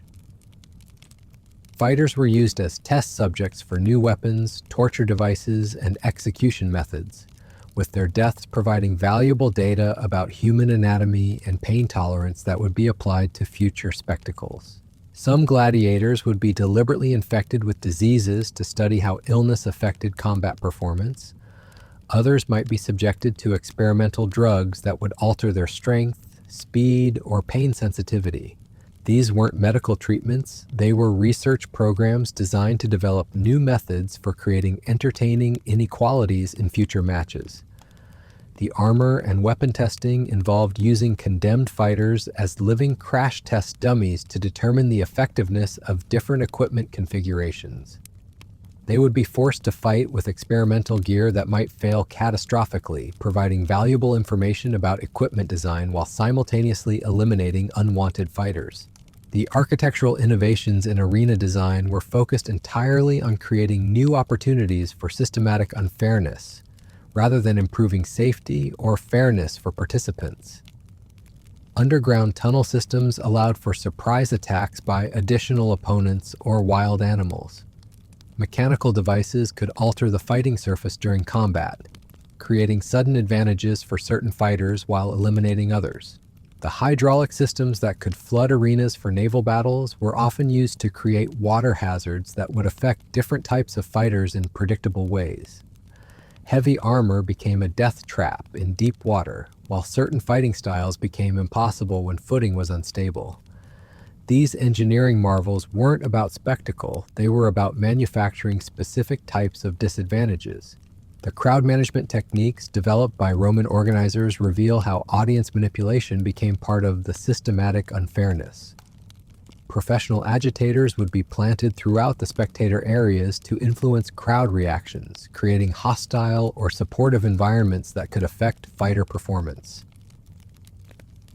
The acoustic design of amphitheaters was carefully calculated to amplify certain sounds while dampening others, creating psychological effects that could favor specific fighters.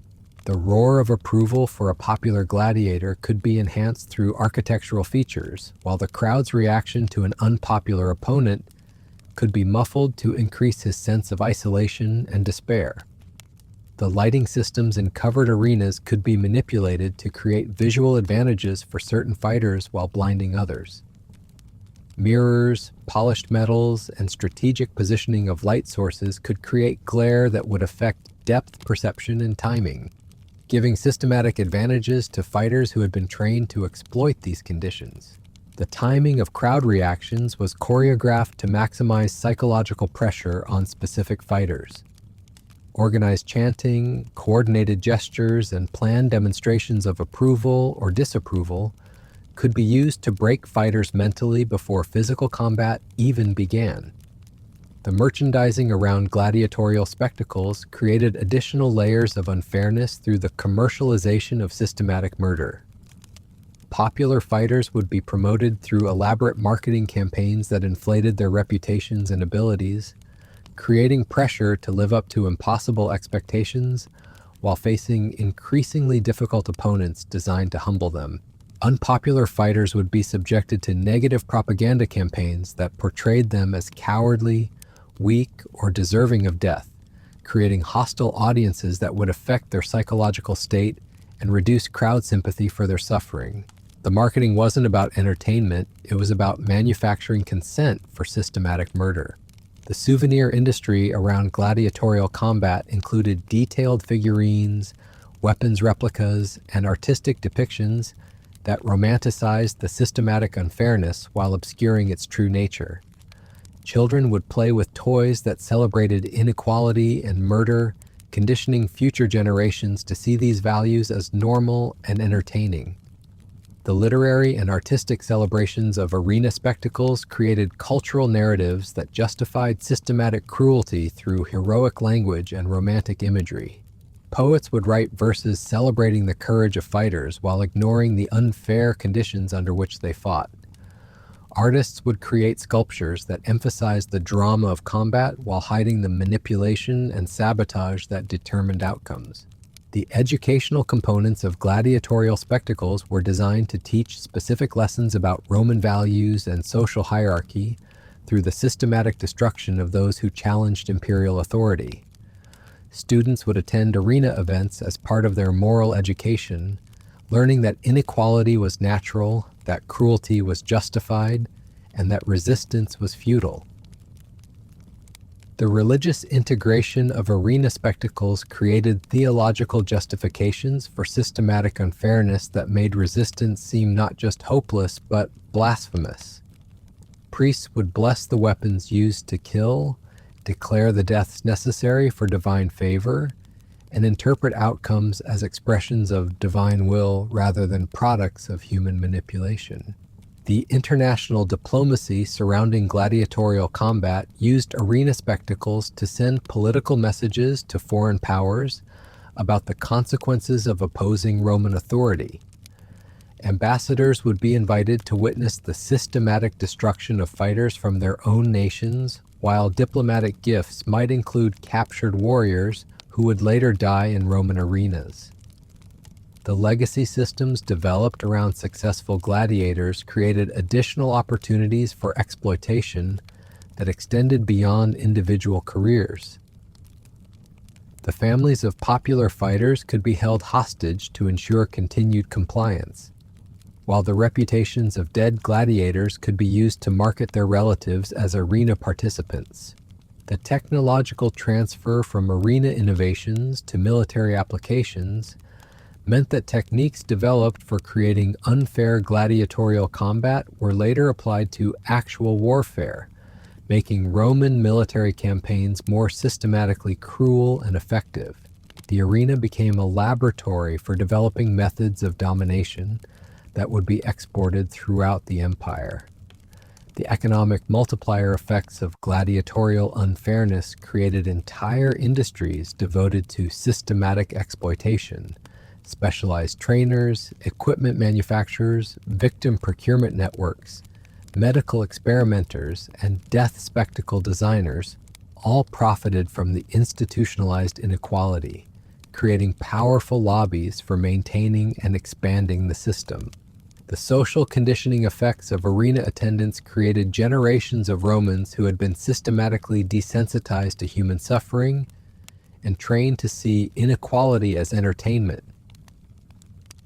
These psychological changes affected everything from family relationships to political decision-making, creating a society-wide trauma that persisted long after individual spectacles had ended.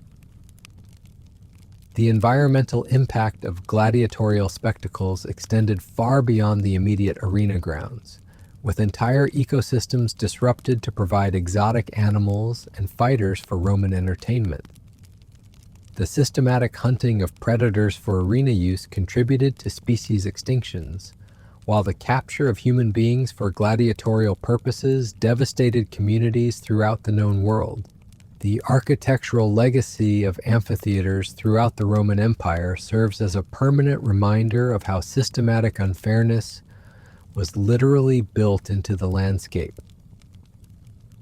These structures weren't just entertainment venues, they were monuments to inequality, designed to facilitate and celebrate the systematic destruction of human dignity for the amusement of the powerful.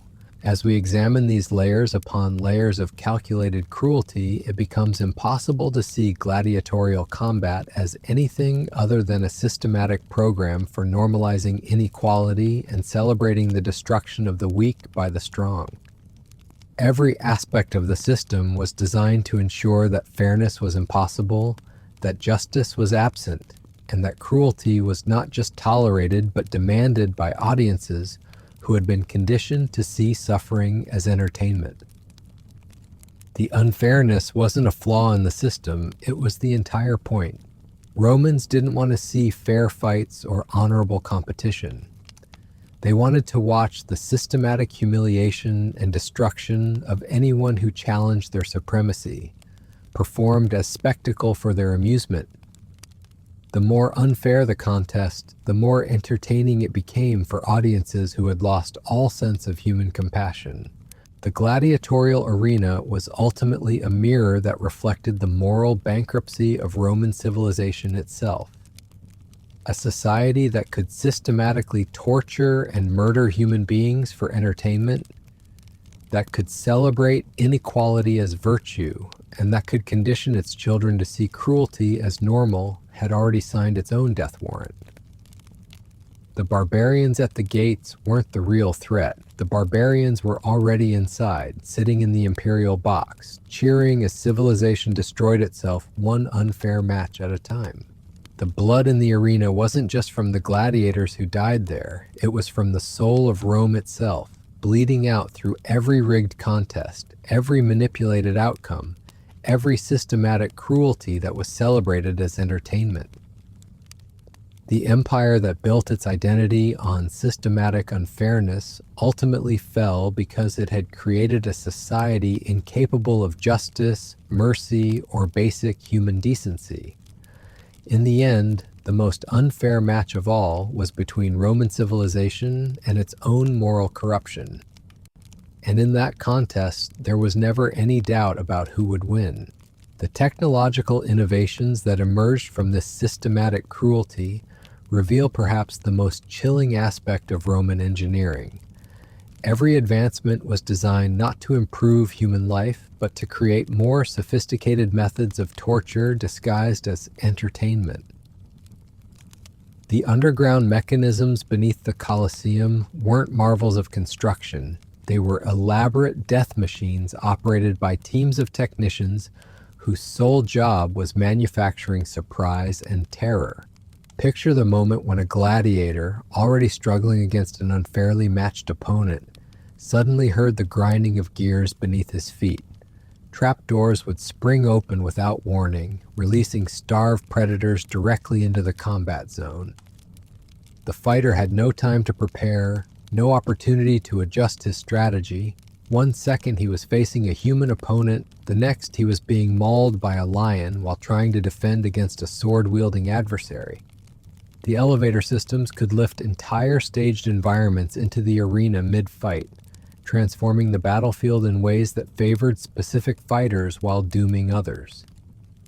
A flat sandy surface might suddenly become a rocky hill that gave advantages to certain fighting styles while making others impossible. The crowd saw spectacular theater, but the participants experienced calculated murder disguised as environmental challenge. The water systems were equally manipulative. Arenas could be flooded to various depths during combat, turning heavily armored fighters into drowning victims while their opponents gained overwhelming tactical advantages.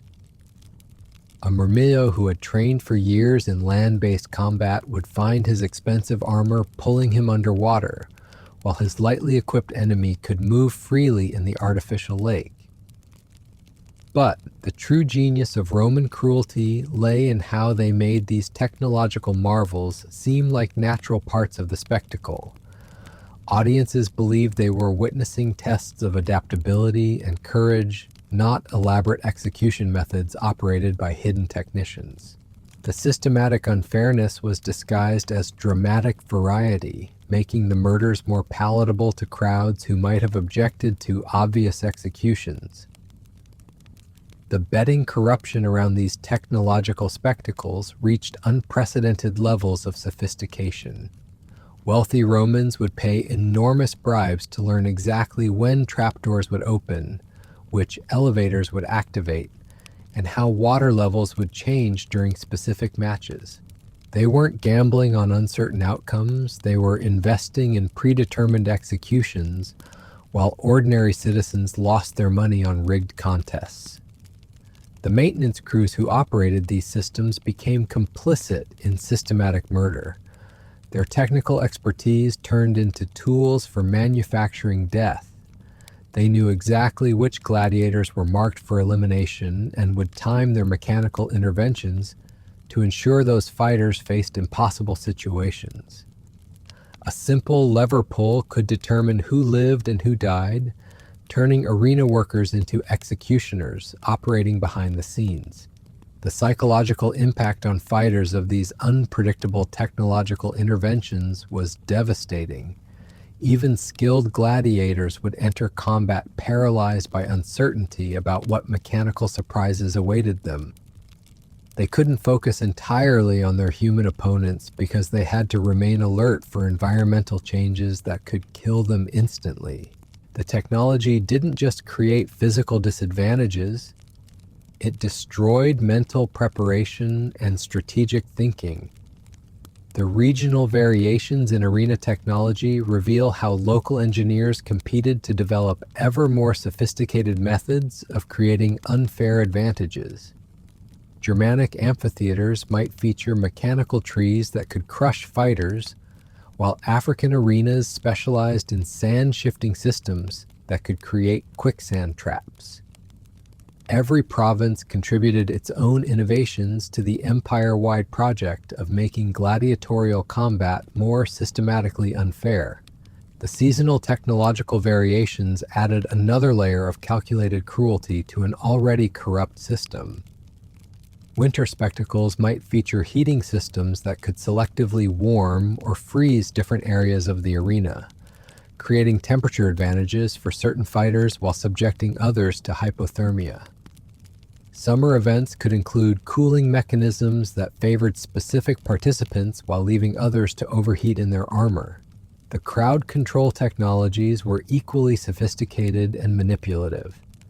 Sound amplification systems could be adjusted to make certain fighters hear crowd reactions more clearly, while muffling the audio experience for others. Visual effects using mirrors and lighting could create glare that would blind specific gladiators while providing clear sightlines for their opponents. The medical monitoring systems built into some arenas allowed organizers to track fighters' vital signs during combat, timing technological interventions to maximize drama without ending matches too quickly. A gladiator might be allowed to gain an advantage until his heart rate indicated confidence, then suddenly face a mechanical trap that would reverse his fortunes and provide more entertaining desperation.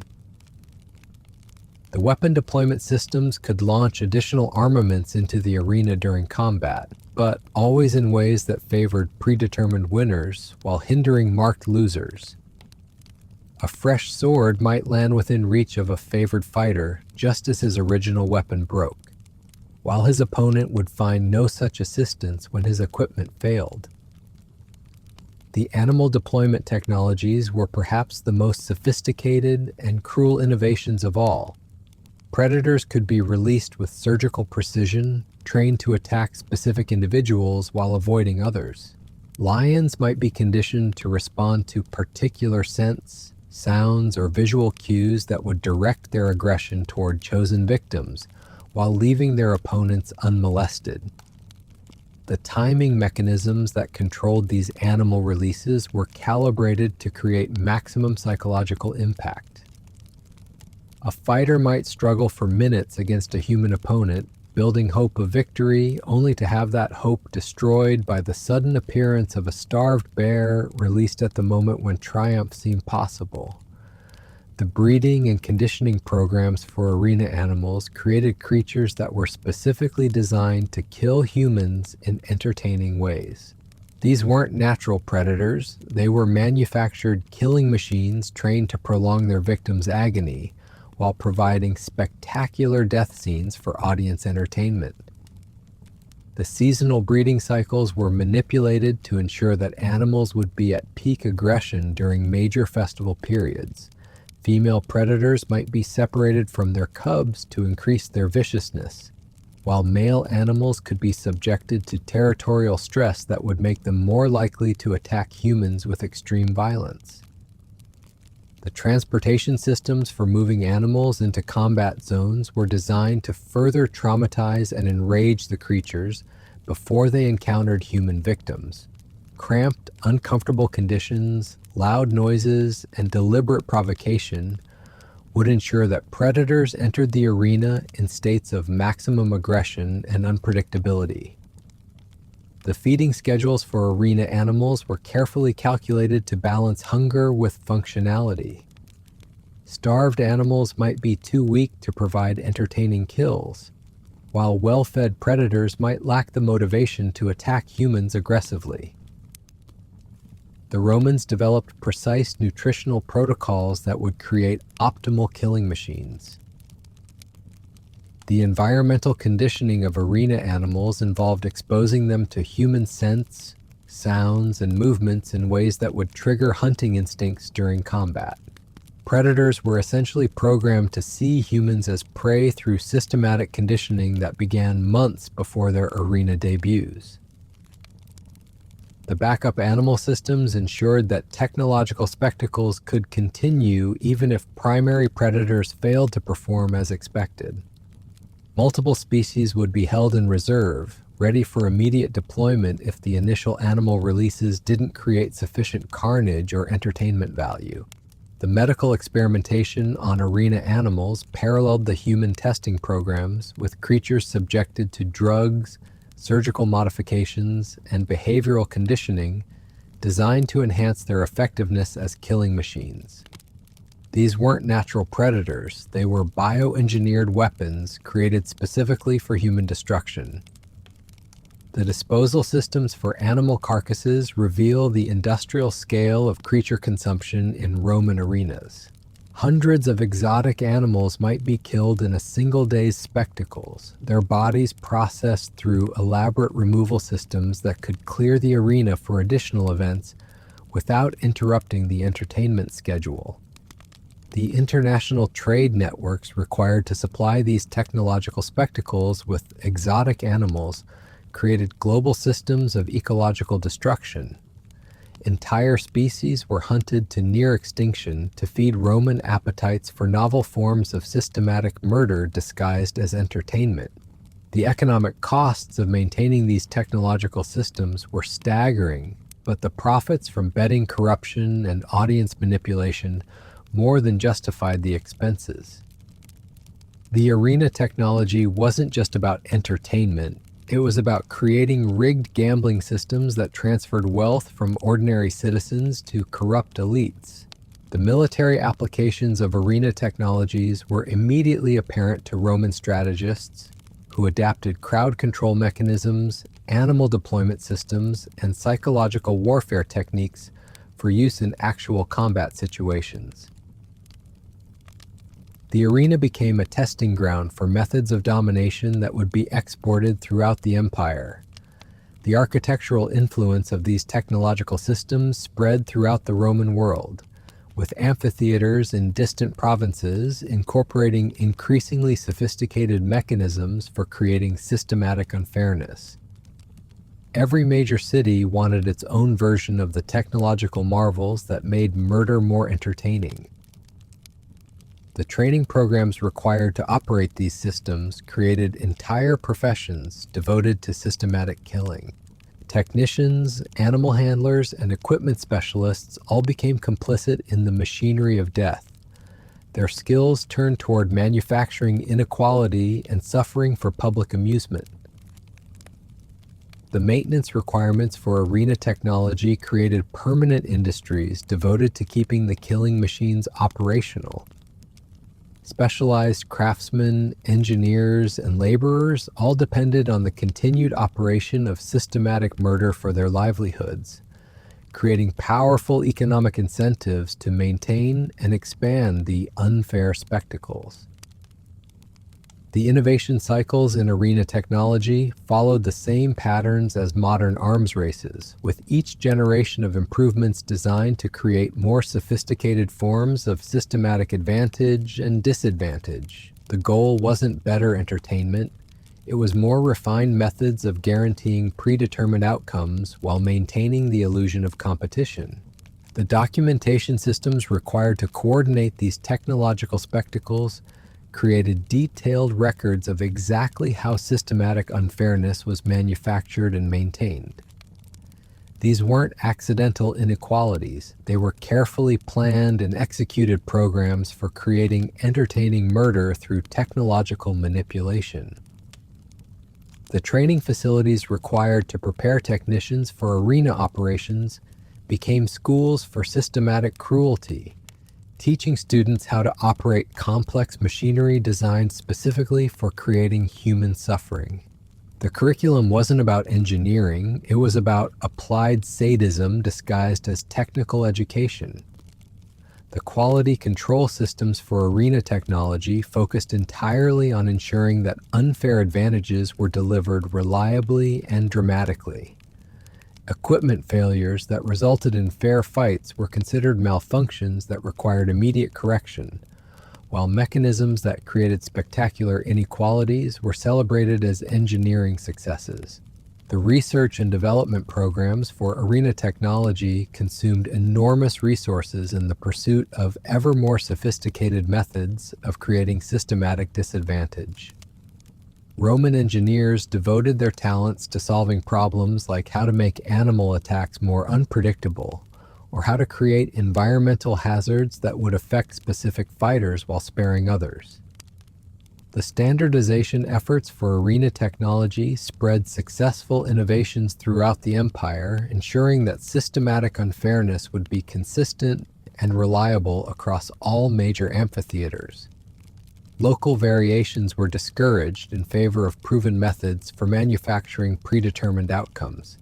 The legacy of these technological systems extended far beyond the collapse of the Roman Empire, influencing approaches to crowd control, psychological warfare, and systematic oppression for centuries afterward.